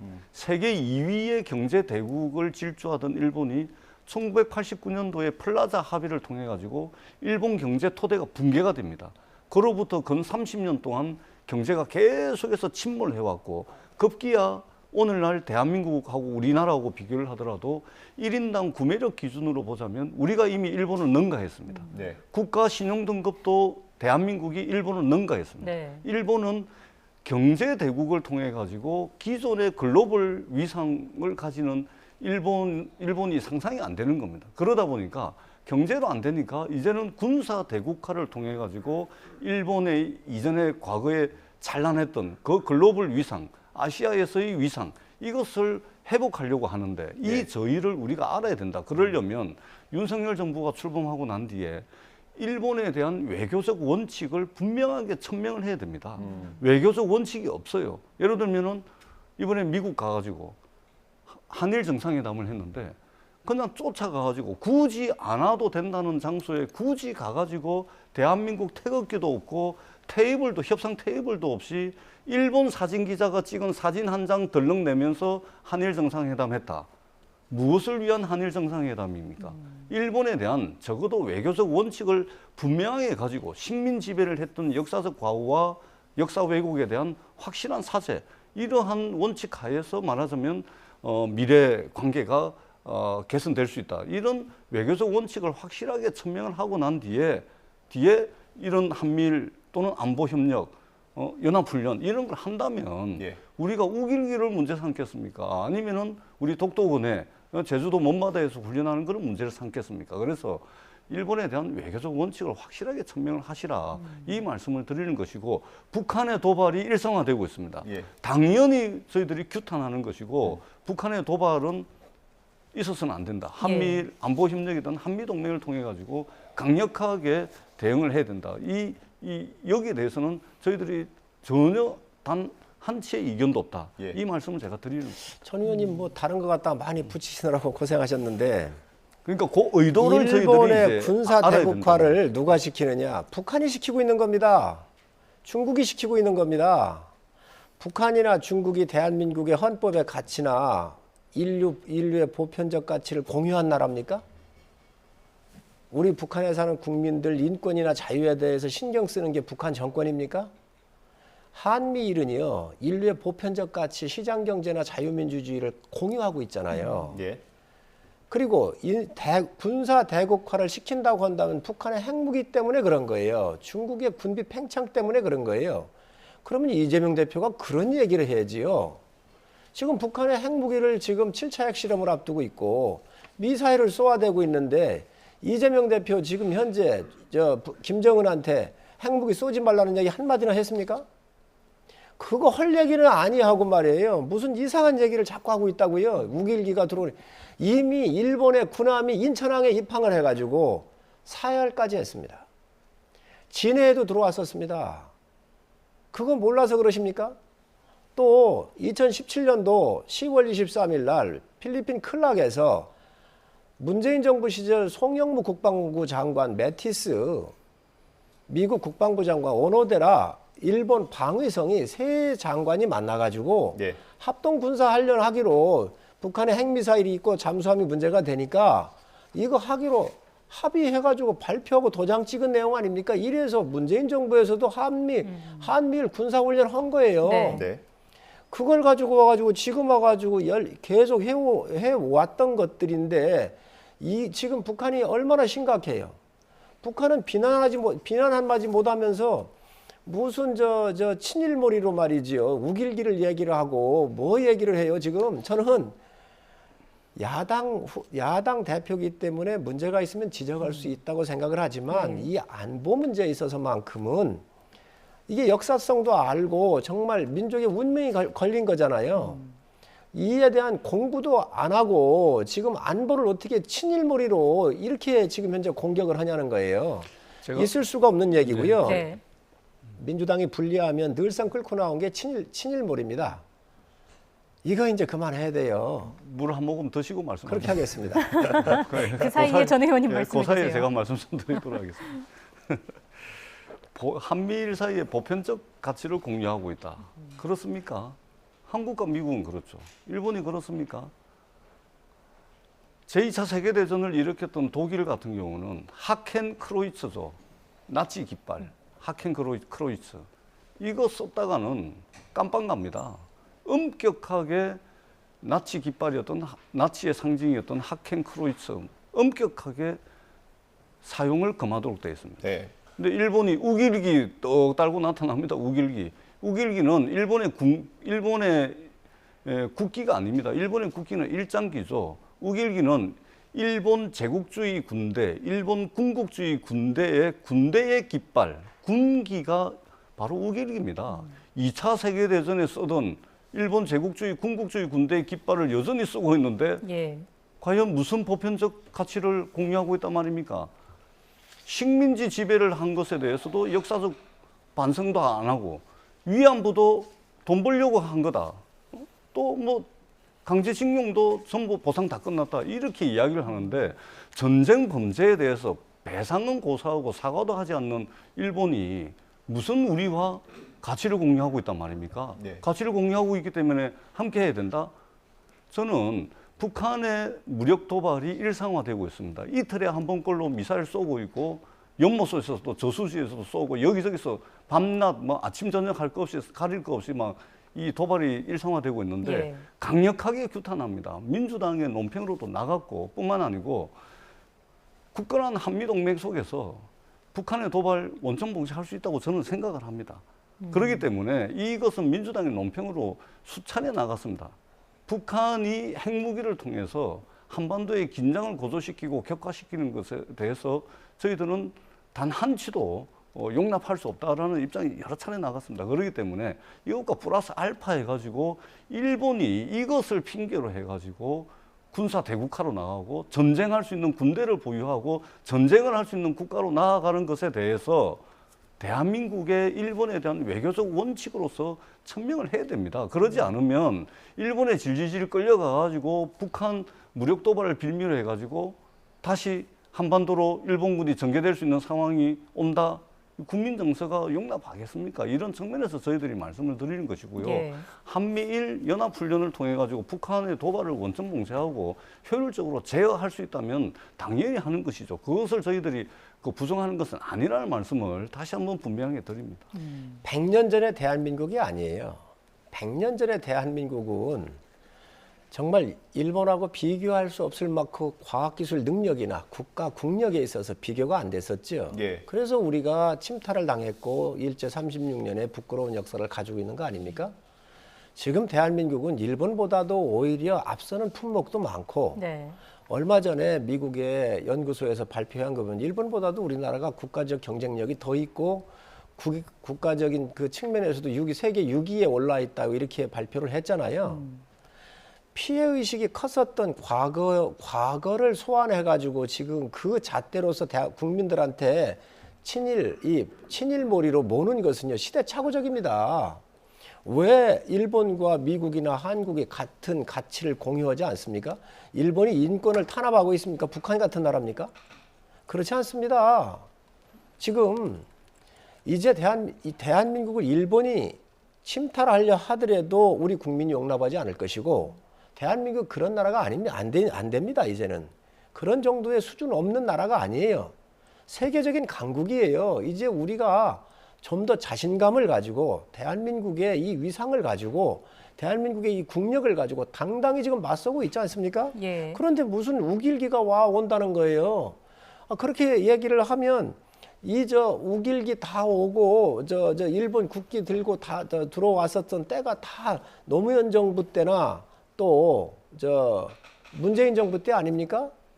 이 한미일 3국의 국방부 장관이 회담했었던 것도 문재인 정부 시절입니다. 그때는 왜 가만히 있어요? 이재명 대표가. 그러면 그때 친일몰이 한다고 해야 될 거 아니에요? 친일의 원조는요. 그렇게 따지면 김대중 대통령이고 왜 그러냐? 김대중 대통령 독도 수역을 새 한일 공동 어로 수역을 만들면서 98년도에 옛날에는 다 우리 수역이었잖아요. 공동 어로 수역으로 열은 게 DJ입니다. 그리고 협정도 그렇다고 한다면 그 원조인 본인들부터 친일몰이 했다고 고해성사를 하든지 아무것도 아니 해놓고 지금 와가지고 합동군사훈련 하는 걸 가지고 비난을 하는데요. 왜 같이 해야 되느냐? 일본이 초계기가 100대가 있습니다. 우리 18대 밖에 없어요. 그래서 잠수함을 잡으려면 초계기가 떠야 돼요. 그러니까 미국이 오고 일본이 오고 해서 이 국제적으로 공조하고 유엔도 북한 핵미사일이나 이거에 다 규탄하고 있잖아요. 제재를 하고 있잖아요. 그러니 이 세 나라가 합쳐가지고 일본이 갖고 있는 장비가 우리보다 많고 여러 가지가 있으니까 이런 것들을 종합해가지고 하는 훈련인데 이게 왜 일본군이 왜 우길기를 한반도에 날리는 날이 얼마 안 남았다는 식으로 얘기를 하냐는 거예요. 있을 수 없는 지도자의 말입니다. 예, 반론까지 듣고 진도를 좀 나가겠습니다. 노무현 대통령이 계실 때 또 문재인 대통령이 계실 때 우길기가 우리나라 이게 항해 이제 정박을 하거나 한 적이 들어 있습니다. 있는데 저희들이 문제 제기를 하는 것은 뭐냐면 문재인 정부, 노무현 정부 때는 일본에 대한 대한민국의 외교적 원칙이 확고부동했습니다. 과거사 사죄, 배상, 일본에 대한 외교적 원칙이 확고하게 천명이 됐고 그러한 상황에서 말하자면 양국 양해하에 그러한 것들이 가능했던 것입니다. 근데 지금 윤석열 정부 들어가지고 일본에 대한 외교의 원칙이 있습니까? 굳이 싫다는 데 가가지고 한일 정상회담을 했다고 그런 식으로 지금 하고 있는 거 아닙니까? 뿐만 아니고 기존의 한미동맹 이야기는 자주 나왔었는데 느닷없이 한미일 군사협력 이야기가 나오니까 혹여 일본에 끌려당기다가 일본이 평화헌법 수정하고 전쟁할 수 있는 나라가 돼버리고 군대를 보유할 수 있는 나라가 되는 거 아니냐 이런 우려를 야당이 한다는 말씀을 드리고요. 예. 그다음에 친일몰이 말씀을 하시는데요. 오늘 우리 정진석 비대위원장께서 뭐라고 말씀하셨습니까? 조선은 일본군의 침략으로 망한 것이 아니다. 이러니까 국민의힘을 향해서 친일적인 유전자와 DNA를 가진 거 아니냐라는 국민적 비판이 있는 겁니다. 아니, 조선이 일본군의 침략으로 망한 게 아니면 뭘로 망했습니까? 예? 정진석 위원장 말씀에 의하면 내부적으로 이미 썩어가지고 망했다 이렇게 말씀을 하시는데 천만에요. 권력자, 사대부들은 그렇게 됐을지 몰라도 아래로는 깨어있는 조선의 백성들이 동학농민혁명을 통해서 근대국가로 나아가기 위한 노력이 있었고 네. 위로부터는 갑오개혁을 통해 가지고 근대국가로 나아가기 위한 그런 치열한 싸움이 있었던 겁니다. 동학농민혁명과 갑오개혁도 역사적 사실도 다 내팽개치고 조선이 일본군 침략으로 망한 것이 아니다. 이러니까 민주당이 국민의힘을 향해서 친일 유전자가 있는 것이다. 친일 DNA가 있는 것이다. 이렇게 이야기할 수밖에 없고 윤석열 대통령께서도 굳이 오지 말라는데 그까지 쫓아가가지고 사진 달랑 한 장 찍어가지고 한일 정상회담 했다. 이래버리면 지금 전 의원님이 친일 행적이다라는 비판을 받을 수밖에 없는 겁니다. 한일 정상회담한 걸 자꾸 이렇게 폄훼하고 그러는데 먼저 이번이 세 번째잖아요. 간 게 먼저 우리 대통령이 갔었고요. 또 일본 수상이 우리 대통령 쪽으로 왔다가 이번에 우리가 가는 순서예요. 네. 가서 만났습니다. 뭐 태극기 없다고 그러는데 그럼 일본 국기는 꼭 꽂혀 있었습니까? 한일 관계를 다 망가뜨려놓은 게 문재인 정부예요. 자, 국회에서 의원 예결을 통해서 풀려고 그 노력을 했었고 문희상 국회의장도 중재 안 내고 여러 번 하지 않았습니까? 망쳐놓은 사람들이 지금 할 얘기를 해야지요. 그리고 지금 일본하고 어찌됐든 지금 여행하는데 비자도 없어졌고 새로운 장이 열리고 있고요. 지금 김포공항과 하네다 공항도 이제 셔틀이 운행을 하고 있고 미래지향적 관계에서 서로 두 나라가 앞으로 가야 될 길에 대해서 함께 고민하고 있는 것들을 하나하나씩 해결을 하고 있는데 아니 지금 이걸 갖다 폄훼해서는 저는 안 된다고 생각을 하고 네. 지금 우리 전 의원님 그 조선이 그 아래로는 깨어 있었고 위에는 이런 얘기를 하셨는데 지배층이 문제 있었다고 얘기를 하셨는데 아니 조선의 정치가 잘 됐었습니까? 아니 그런 이 역사적인 사실들이 여기에 왜 소환되는지를 모르겠어요. 저는 전혀 관련 없는 일들을 지금 또 소환하고 있다. 예. 지금의 문제에 있어서는 현재의 지금 북한의 핵 위협과 미사일 위협이 심각한 거예요. SLBM의 위협이 심각한 거예요. 이거 안보 차원에서 막지를 않으면 안 되는 겁니다. 한미일이 힘을 합쳐도 지속적인 도발을 지금 하고 있잖아요. 그리고 어제 김정은이가 뭐라 했어요? 한국의 중요 시설을 정확하게 타켓으로 하고 있다라고 어제 또 얘기를 하잖아요. 이러한 지금 코앞에 닥쳐 있는 대한민국을 명확하게 지금 현재 조준하고 있다라고 하는 게 북한이 어제도 얘기를 했는데 지금 왜 이 부분에 대해서 지금 힘을 합쳐가지고 빨리 북한의 핵을 제어하는 이런 역할들을 야당에서 더 힘있게 이 부분을 더 밀어주셔야지 안보는 여야가 없다 그러면서 자꾸 틀린 이야기를 한다는 거지요. 지금 친일몰이에서 뭐가 이게 도움이 되겠습니까? 네. 지금. 네. 그러니까 마지막으로 한 말씀 듣고 사실관계가 틀린 게 있습니다. 한일 정상회담 이번에요. 대한민국이 호스트입니다.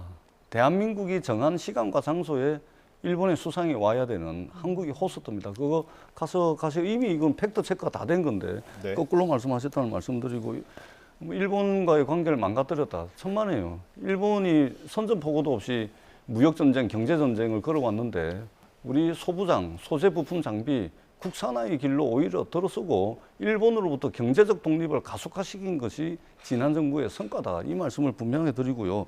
조선의 정치 엉망진창이었죠. 그러나 조선의 백성들에 의해서 동학농민혁명을 통해 가지고 근대국가로 나아가기 위한 노력이 분명히 있었고, 그리고 위로부터는 가보개혁을 통해 가지고 근대국가로 나아가려고 했던 노력이 조선 사회 내부에서 역동적으로 힘있게 있었다라는 이 말씀은 제가 분명히 드립니다. 예. 일본군의 침략으로 조선이 망하지 않았다.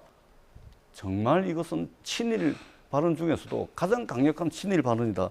이 말씀을 제가 마지막으로 드리고 딱 한 가지만. 집권 여당이 있잖아요. 국민과 언론 또는 야당이 이런 지적을 하면요. 일본의 군사 대국화를 경계를 하면서 국민들의 역량과 국민들의 지혜를 모아가지고 이 대북 도발에, 북한의 도발에 대해서 강력하게 응징할 수 있는 국력을 하나로 모으는 이런 역할을 해야지, 그냥 뭐 한마디만 하면은 그냥 뭐 사법 리스크가 어떠니 뭐 공격이 어떠니 이렇게 받아들이지 마시라. 이 말씀을 끝으로 꼭 좀 드리고 싶습니다. 제가 요거로 제가 마무리할게요. 민주당이 세계가 어떻게 움직여가는지 세계 정세를 좀 보셔라. 지금 어째 이렇게 협소하게만 보려고 그러십니까? 지금 전 세계적인 측면에서 북한의 문제도 봐야지요. 지금 현재 이러한 세계가 흘러가지 못했던 세계의 흐름을 놓쳤던 게 조선 아닙니까? 또다시 옛날에 그러한 치욕스러운 역사가 되풀이돼서야 되겠습니까? 그래서 그런 부분들을 좀 민주당이 보시고 또 이 부분도 그렇습니다. 북한에 지금 문제가 있는데 대북의 지금 미사일이나 핵 개발에 대해서 이 규탄 결의안을 좀 내자 그러니까 민주당이 응하지 않고 있잖아요. 북한이 그렇게 위협을 하고 있는데 왜 그걸 응하지 않는 거예요? 그걸 안 하고 있습니다. 할 건 하시고 그리고 또 협상할 건 협상도 하고 뭐 이렇게 가야지. 이런 부분들에 대해서 지금 민주당이 정말 친일몰이로 이게 옛날에는 친일몰이가 이게 맥혔을지 모르지만 앞으로는 국민 수준이 그렇지 않다는 걸 아시고 세계 역사에 큰 이 주도를 어디서 하고 있고 어떤 흐름이 가고 있는지 전 민주당이 좀 돌아보셨으면 좋겠습니다. 여기서 이 주제는 마무리해도 되겠죠. 제가 드릴 말씀이 더 있긴 한데 마무리하시죠. 진행상 다음 주제를 해야 됩니다. 뭐 과거사 문제는 여전히 해결이 안 되고 있고요. 북한의 핵 위협은 고도화되고 있어서 아무래도 좀 진화된 대안이 필요할 것 같긴 합니다. 다음에 또 기회가 되면 얘기를 해보도록 하고요. 다음 오늘 감사원 국정감사가 국회에서 열리고 있습니다. 제가 초반에 살짝 봤는데 의사진행 발언만 한참 진행되더라고요. 지금은 중지가 된 상태고 2시에 다시 시작된다고 하는데 그 유병호 사무총장이죠. 유병호 사무총장이 문자에 대해서 그 소통은 정상적인 거다라는 입장을 밝혔더라고요. 국회 와서. 정상적으로 안 들리죠. 누가 그것을 정상적으로 보겠습니까? 말이 되는 겁니까? 감사원에서 누굽니까? 감사원장 하셨던 국민의힘 최재형 지금 국회의원이 되어 계시죠. 이분 감사원장 하면서 감사원의 그나마 정치적 중립성과 독립성을 절반쯤 무너뜨려 놨는데 유병호라는 분이 나타나가지고 그나마 남아있던 절반 정도의 감사원의 중립성과 독립성을 완전히 허물어뜨려 버리는 이분은 있잖아요. 국민의힘을 향해서 윤석열 대통령을 향해서 저 다음번 총선에 비례대표 국민의힘 국회의원 자리 주세요 라는 강력한 신호를 보내고 있는 겁니다. 그렇지 않습니까? 다음번에 저 출마할 수 있도록 공천 좀 주세요라고 윤석열 대통령과 대통령실 국민의힘 지도부를 향해서 아주 강력한 신호를 보내고 있는 것입니다. 그러지 않고서야 어떻게 이런 일들이 가능합니까? 이게 가능합니까? 이게 더더구나 7,000명에 달하는 이 공기업 공공기관 사람들 코레일, 예. 그다음에 그 SRT 예. 이용 내역을 다 내라고 한답니다. 예. 도대체가 이런 초법적인 감사원이 이 대한민국 이 수준에 맞는 지금 이 행태를 보이는 건지 저는 정말로 이게 걱정이 됩니다. 이번 국정감사 보세요.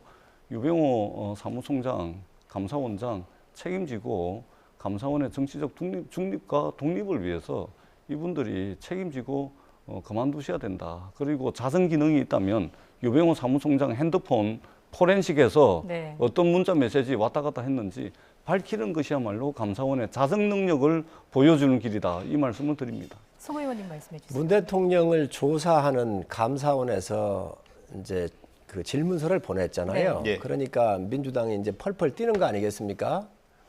그러면서 하는 이야기가 감사위원회 의결을 거치지 않았다. 왜 안 거쳤느냐 이 이야기인데 네. 감사위원회 의결은요. 1년 연초에 전체 걸 하는 게 있고 하반기 때 한 번 더 하는 게 있습니다. 그리고 네. 감사원법에 의해서 네. 감사원법에 그 감사원 운영 규칙에 의해서 15년 이후부터 변경 사항은 사무처에 위임한다라고 되어 있습니다. 이게. 예.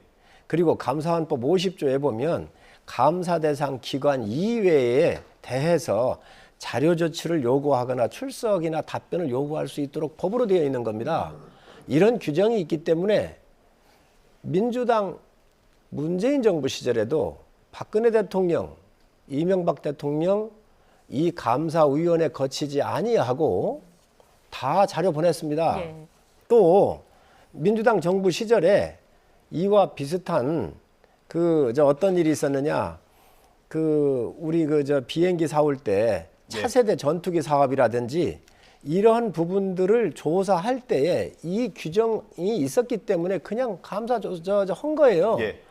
아니, 자기들도 국가 운영하면서 다 해놓고 그런데 민주당이 이 부분에 대해서 대통령한테 민주당이 왜 감사위원회 왜 이거 안 했냐고 안 거쳤냐고 자꾸 얘기를 하니까 아마 그 절차가 어떻게 됐길래 그러냐라고 문자로 서로 한 것 같아요. 예. 못 물어봅니까? 우리 존경하는 아니 의원님 잠깐만요. 아니 이게 대한민국 국가를 운영을 하면서 그러한 절차가 어떻게 돼 있는지 알아보려고 하는 게 잘못되는 겁니까?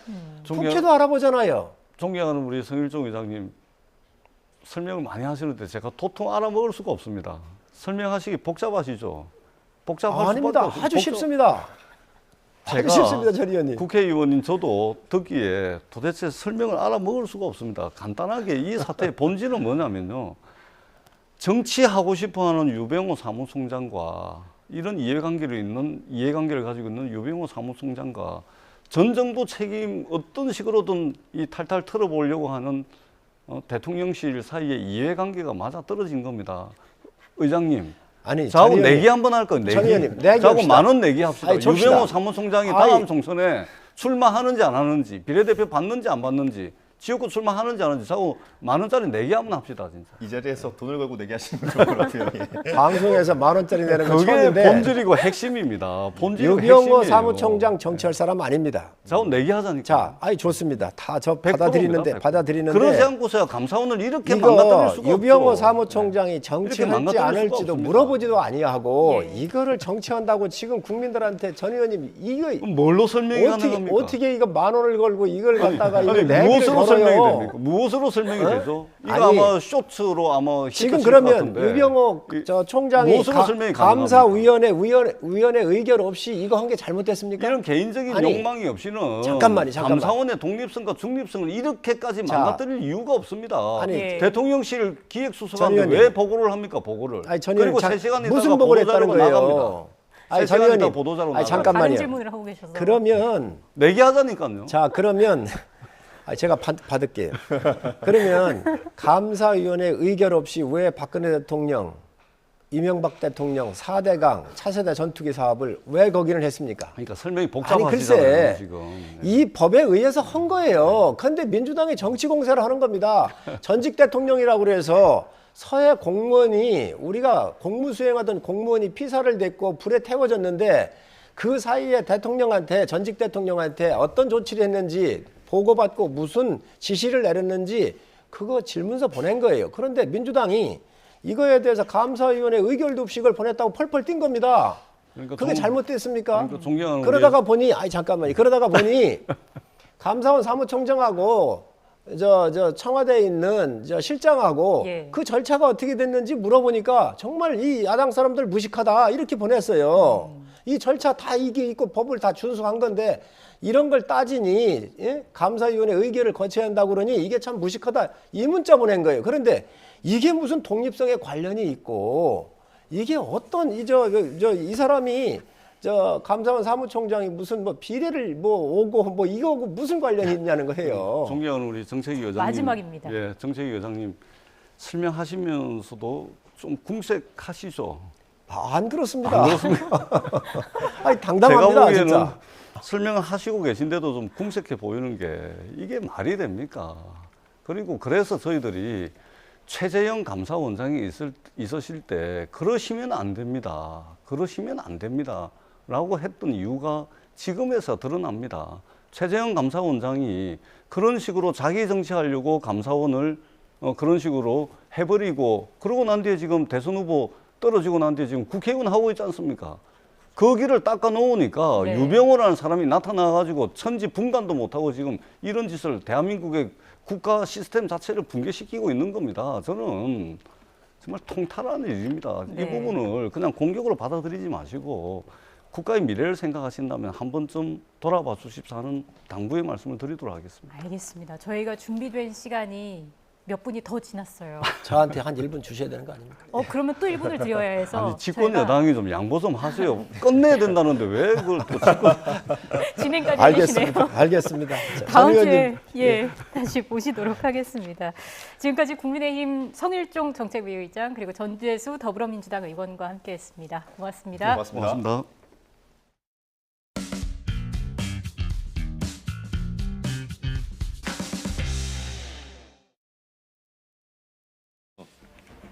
기자회견을 하게 됐습니다.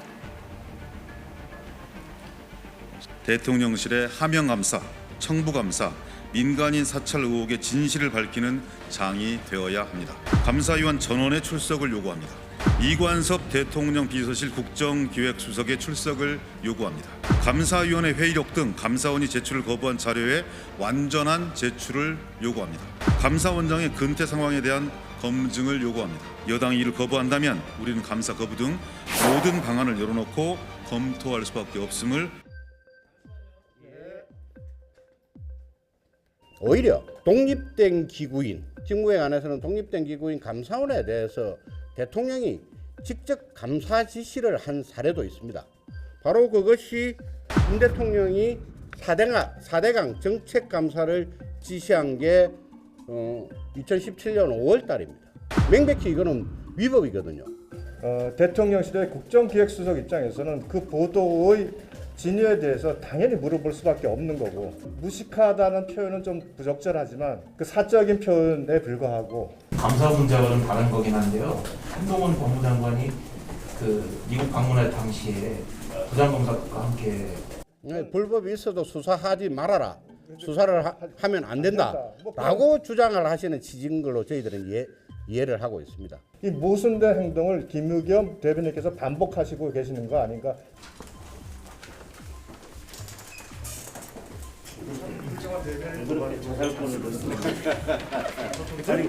계속 뜨고 싶었어요.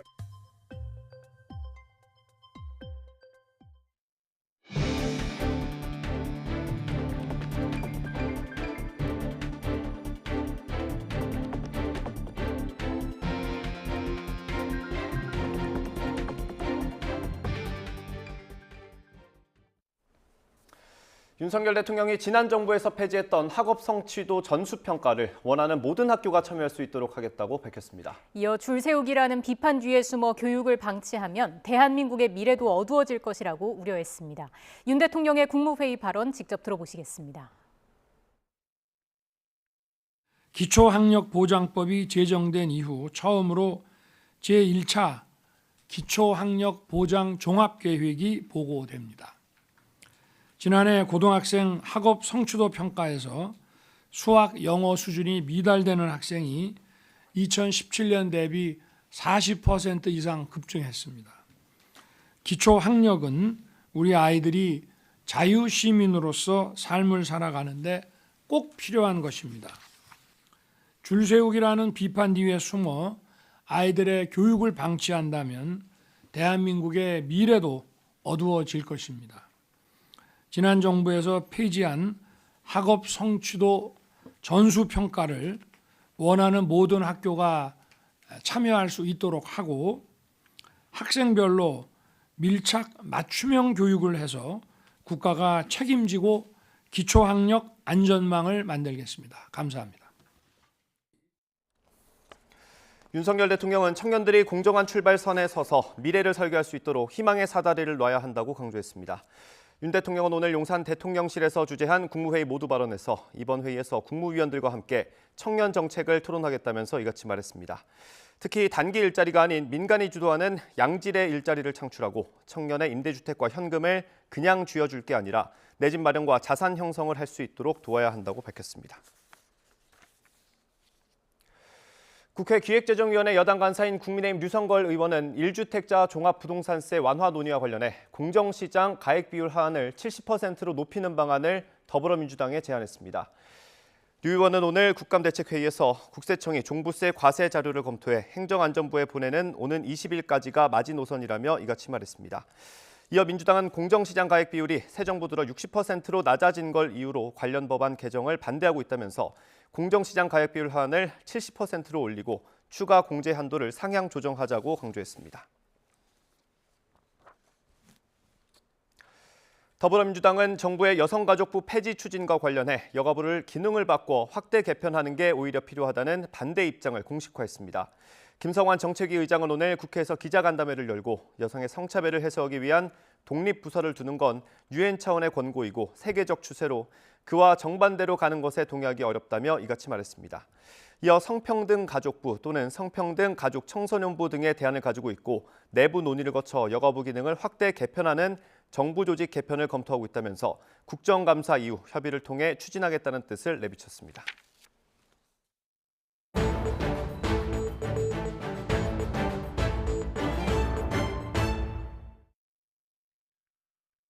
of Zaporizhia, a major city in the south of the country, very close to the front lines.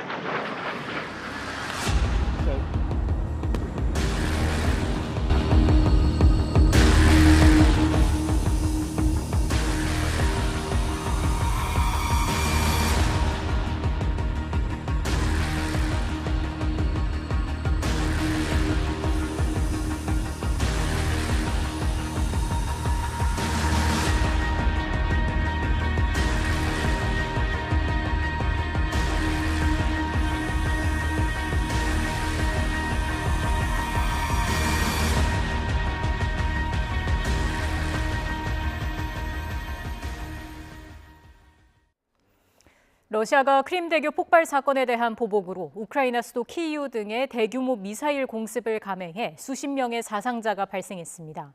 우크라이나 또한 보복을 다짐하고 있고 서방 측도 미사일 공습을 만행으로 규정하고 추가 지원을 강조하고 있어 전쟁이 더 격화하는 게 아니냐는 우려를 낳고 있습니다. 국제부 연결해서 자세한 내용 알아보겠습니다. 이동훈 기자. 네, 국제부입니다. 네, 현지 시간 월요일 아침 러시아가 우크라이나에 대한 대규모 미사일 공습을 감행했습니다. 그 내용부터 자세히 정리해 주시죠. 네, 지난 월요일 출근 시간인 오전 8시 15분쯤 러시아의 미사일이 우크라이나 수도 키이우에 날아들었습니다. 키이우 중심부에 수차례 폭발이 이어지면서 지나던 차량들이 불타고 사상자가 발생했습니다.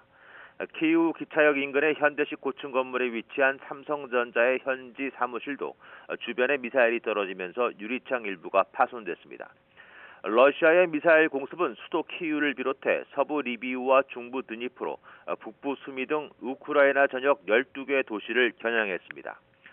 14명이 숨지고 97명이 부상했는데 사상자 규모는 구조 상황에 따라 더 늘어날 수 있습니다.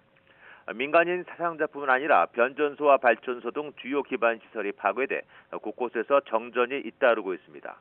이번 공습에 수십 발의 미사일과 이란산 무인 공격기가 동원됐다고 우크라이나 대통령실은 밝혔습니다.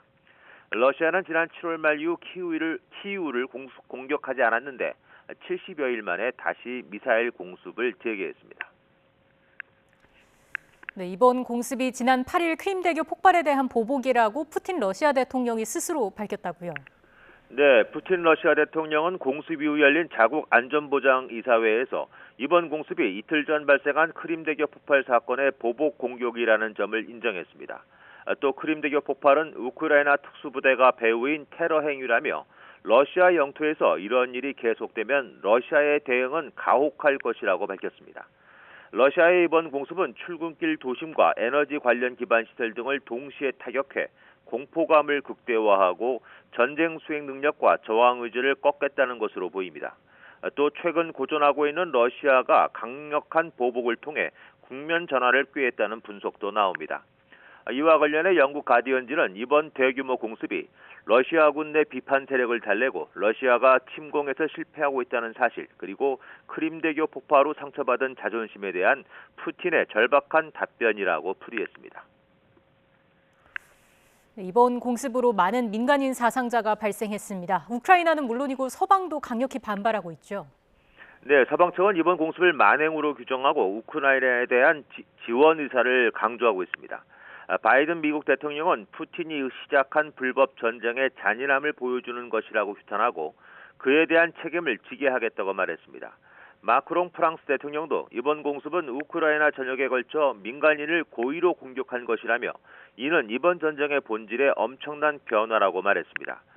주요 7개국 G7은 현지 시각 11일 젤렌스키 우크라이나 대통령과 함께 화상으로 긴급 회담을 열어 대책을 논의할 예정입니다. 유엔 차원의 대응도 속도를 내고 있습니다. 유엔은 긴급특별총회를 소집해 러시아의 우크라이나 영토 병합 시도를 규탄하는 결의안을 논의하기 시작했습니다. 유럽연합이 주도한 이 결의안은 앞서 유엔 안전보장이사회에서 논의했으나 러시아의 거부권 행사로 채택되지 못하고 총회로 넘어갔습니다. 결의안은 러시아가 우크라이나의 4개 지역에서 실시한 주민투표를 불법 행위로 규정하고 병합 선언도 인정하지 않는다는 내용으로 러시아 병력의 즉각 철군을 요구하고 있습니다.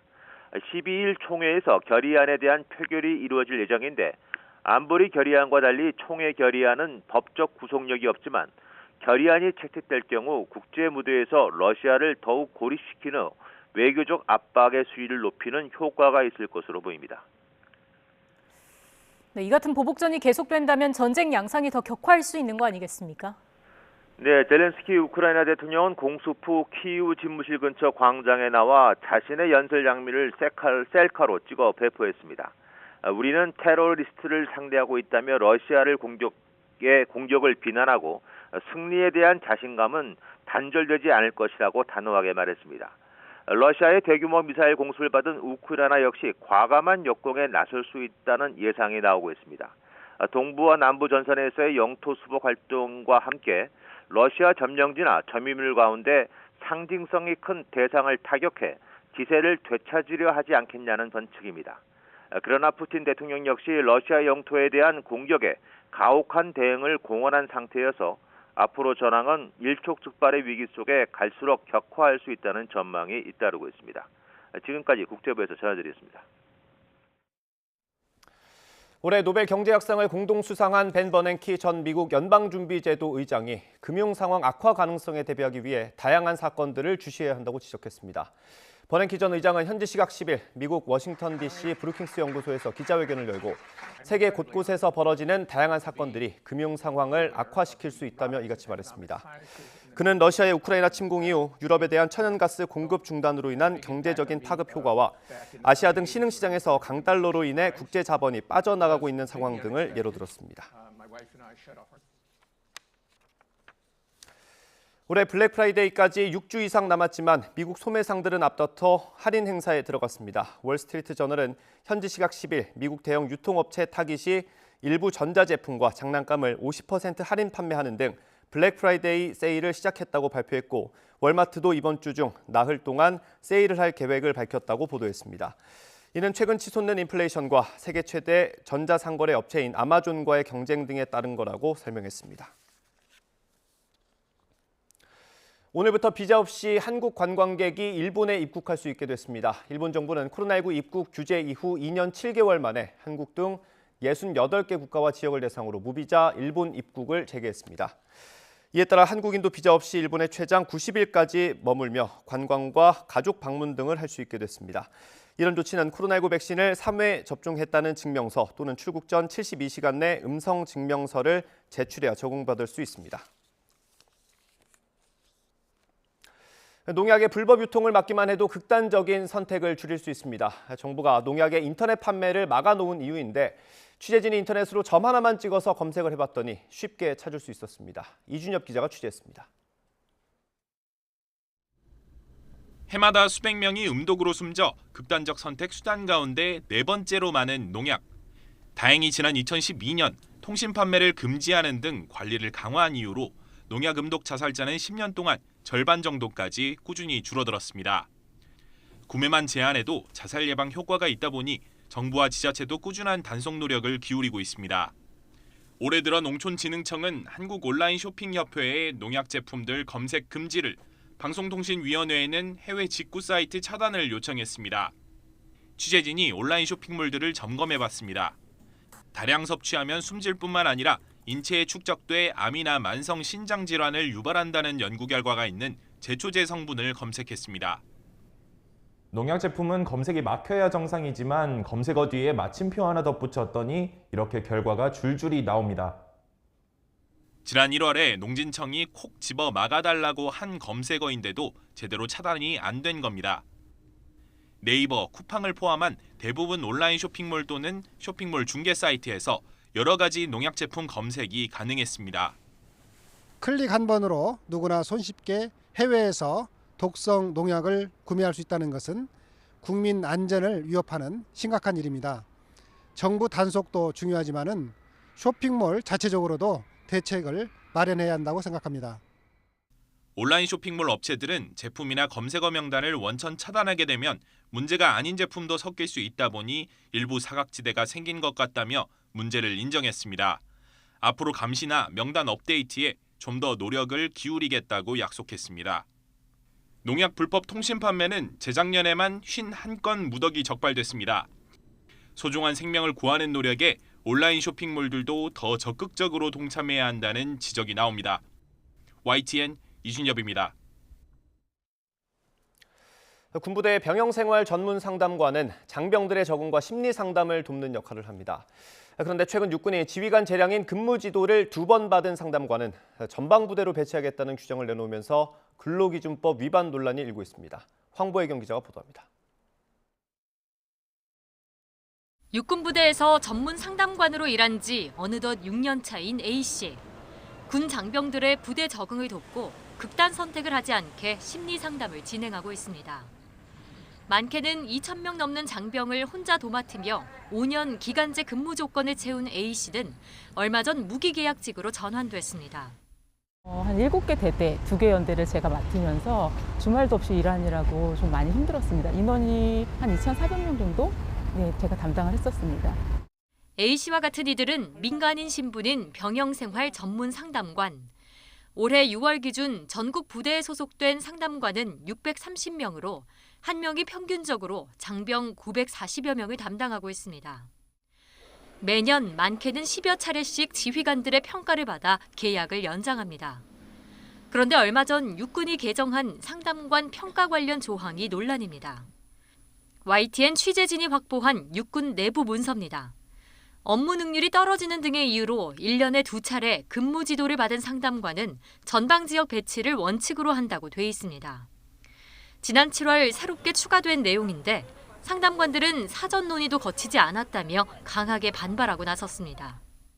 전문 상담관의 사기를 꺾고 회의감과 자괴감을 갖게 하며 열악한 기존 여건 유지와 징계받고 유배되는 방식의 퇴행적 운영을 하는 상황으로 전락하게 되었습니다. 상담 여부와 관계없이 소속된 부대 장병이 극단 선택을 해도 근무 평가에 반영되는데 근로기준법 위반 소지가 있다는 지적이 나옵니다. 이 사안은 취업규칙 불이익 변경에 해당하므로 근로기준법 제94조에 따라 취업규칙의 적용을 받는 근로자 과반수의 동의가 있어야 하는데 만약 그러한 동의가 없다면 그 변경은 무효이며 500만 원 이하의 벌금에 처할 수도 있습니다. 이 같은 지적에 대해 국방부는 전문 상담관들의 노동 조건 개선을 위해 노력해왔다면서 앞으로도 상담관에게 필요한 감정노동 대책 등을 마련하겠다고 밝혔습니다. 불이익한 변경이라고 그렇게 되어 있습니다. 우리 장관님은 이 상황을 알고 계세요? 고용 조건을 좀 더 개선시키기 위해서 노력을 하겠습니다. 상담관들은 국방부의 제도 개선을 촉구하고 현실이 개선되지 않으면 국방부 장관을 근로기준법 위반 등 혐의로 고발한다는 방침입니다. YTN 황보혜경입니다. 경찰이 성접대 의혹 사건과 관련해 무고와 증거인멸 교사 혐의를 받는 국민의힘 이준석 전 대표를 지난 주말에 다시 불러서 조사했습니다. 김광호 서울경찰청장은 오늘 기자간담회에서 이 전 대표를 지난 8일 두 번째로 불러 조사를 진행했다고 밝혔습니다. 또 이번 사건과 관련해 입건된 사람은 이 전 대표를 포함해 모두 3명이고 충분한 조사가 이루어진 만큼 이른 시일 안에 수사를 마무리하겠다고 덧붙였습니다. 당뇨병 환자의 상당수는 과체중이나 비만인 경우가 많습니다. 그런데 애초 당뇨약으로 개발됐지만 체중 감량 효과가 커서 비만 치료제로 크게 곽광받는 약이 미국에서 잇따라 나오고 있습니다. 이성규 기자가 전해드립니다. 30대 후반의 직장인 김모 씨. 최근 잦은 회식 등으로 살이 찔 것 같아 비만 치료제를 고려하고 있습니다. 운동도 하고 있고 식이 조절도 좀 하고 있는데 직장 생활을 하다 보니까 쉽지가 않고요. 살이 생각보다 빠지지가 않아서 약물 복용을 좀 고민하고 있습니다. 비만 치료제는 보통 체중 감량 5% 이상을 목표로 합니다. 지난 2014년 미국에서 승인된 비만 치료제 S는 임상시험에서 매일 한 번씩 56주간 주사로 맞을 경우 체중이 평균 8% 감량했습니다. 이 약의 업그레이드인 치료제 W는 지난해 승인받았는데 일주일에 한 번씩 68주간 주사로 맞을 경우 평균 15% 체중 감량 효과를 냈습니다. 그런데 올해 일주일에 한 번씩 72주간 주사로 맞을 경우 평균 20% 체중 감량 효과를 낸 치료제 M이 개발돼 각축전을 예고하고 있습니다. 흥미롭게도 이들 치료제는 모두 미국 FDA에서 당뇨병 치료제로 승인받았지만 탁월한 체중 감량 효과가 확인되면서 두 개는 이미 비만 치료제로도 승인받았고 나머지 하나도 승인받을 것으로 보입니다. 우리 몸속 호르몬 GLP-1은 인슐린 분비를 촉진해 혈당을 낮추고 음식을 먹으면 뇌에 포만감 신호를 보내 식욕을 억제합니다. 이들 약은 모두 체내에서 GLP-1 호르몬과 같은 기능을 수행합니다. 당뇨약이지만 체중 감량 효과가 있는 이유입니다. 치료제 M은 GLP-1 호르몬에 더해 인슐린 분비에 관여하는 또 다른 호르몬 GIP의 기능도 함께 수행합니다. 조금 복잡하고 어려운 얘기일 수는 있는데 이 GLP-1이라고 하는 것이 이제 아마 메이저가 될 것 같고요. 거기다가 이제 GIP까지를 같이 하게 되면은 뭔가 좀 우리가 잘 모르는 어떤 기전에 의해서 더 큰 작용이 나타나는 것으로 그렇게 이해를 하시면 될 것 같습니다. 이 치료제는 별도의 운동이나 식이요법 없이도 체중 감량 효과가 있지만 비만 치료를 그만둘 경우 다시 체중이 늘 수 있습니다. 또 부작용으로는 메스꺼움과 구토 정도가 알려졌습니다. 비만 치료제 W와 M은 국내 시판까지 보건당국의 허가 등의 절차가 남아있어 2년에서 3년 정도 걸릴 전망입니다. YTN 사이언스 이성규입니다. 전남 담양에 있는 한솔 페이퍼텍은 악취와 국유지 무단 사용 의혹 등으로 주민들과 수십 년째 갈등을 겪고 있습니다. 주민들은 공장 폐쇄나 조속한 이전을 촉구하고 있지만 법정 다툼이 계속되고 있습니다. 오선열 기자입니다. 한솔 페이퍼텍 공장 부지는 32,000여 제곱미터로 축구장 4개 크기에 달합니다. 이 가운데 80%가량이 개발 제한 구역입니다. 하지만 한솔 페이퍼텍은 신고나 허가 없이 불법 건축물을 지어 사용해왔습니다. 마을 주민이 다니던 길을 막거나 국유지에 담을 두르고 공장 시설을 증축하는 등 지난 2018년부터 적발된 불법 건축물만 70건이 넘습니다. 소음, 악취, 이런 매연 같은 것이 엄청나게 풍부내고 있는데 이런데 모든 불법 건축물을 불법으로 영업을 하는 한솔제도에 대해서 앞으로 강력하게 제 주민들은 뜻을 모아 좀 투쟁을 하겠습니다. 공장 실태 조사를 마친 담양구는 한솔 페이퍼텍의 불법 건축물에 대한 시정 명령을 내렸습니다. 하지만 공장 측은 위법 여부가 명확하지 않거나 법적인 판단이 필요하다며 21건에 대한 시정명령 처분 취소 소송을 제기했습니다. 하지만 최근 열린 항소심 재판에서 일부 배관시설과 방음벽 설치 등 5건에 대해서만 시정명령 처분 취소가 받아들여졌습니다. 담양군으로부터 허가를 받지 않는 것이 명백한데 그것도 그 취하를 시킨 것도 저희들은 대단히 좀 판결에 좀 의구심이 좀 있습니다. 법적인 싸움을 또 떠나서라도 기필코 이렇게 주민들의 건강한 삶, 그 환경권을 좀 보장받기 위해서 함양구는 시정명령 처분 취소가 내려진 일부 시설에 대해서 상고 여부를 검토하고 있습니다. YTN 오순열입니다.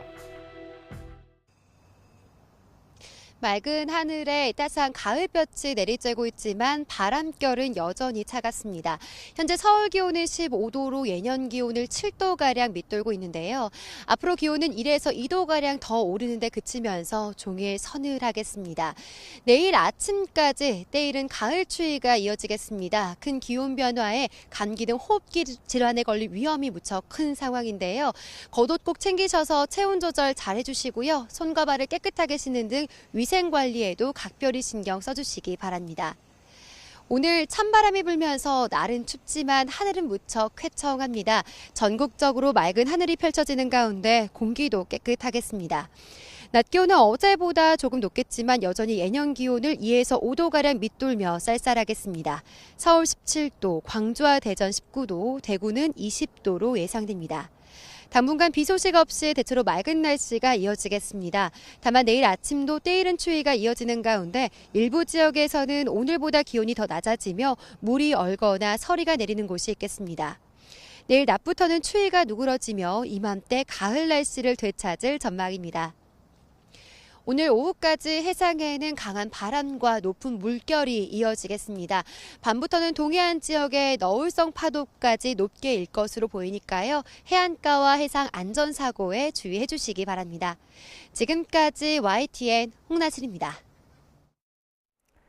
이상으로 뉴스앤이슈 마치겠습니다. 잠시 뒤에 더 뉴스가 방송됩니다. 시청해 주신 여러분 고맙습니다.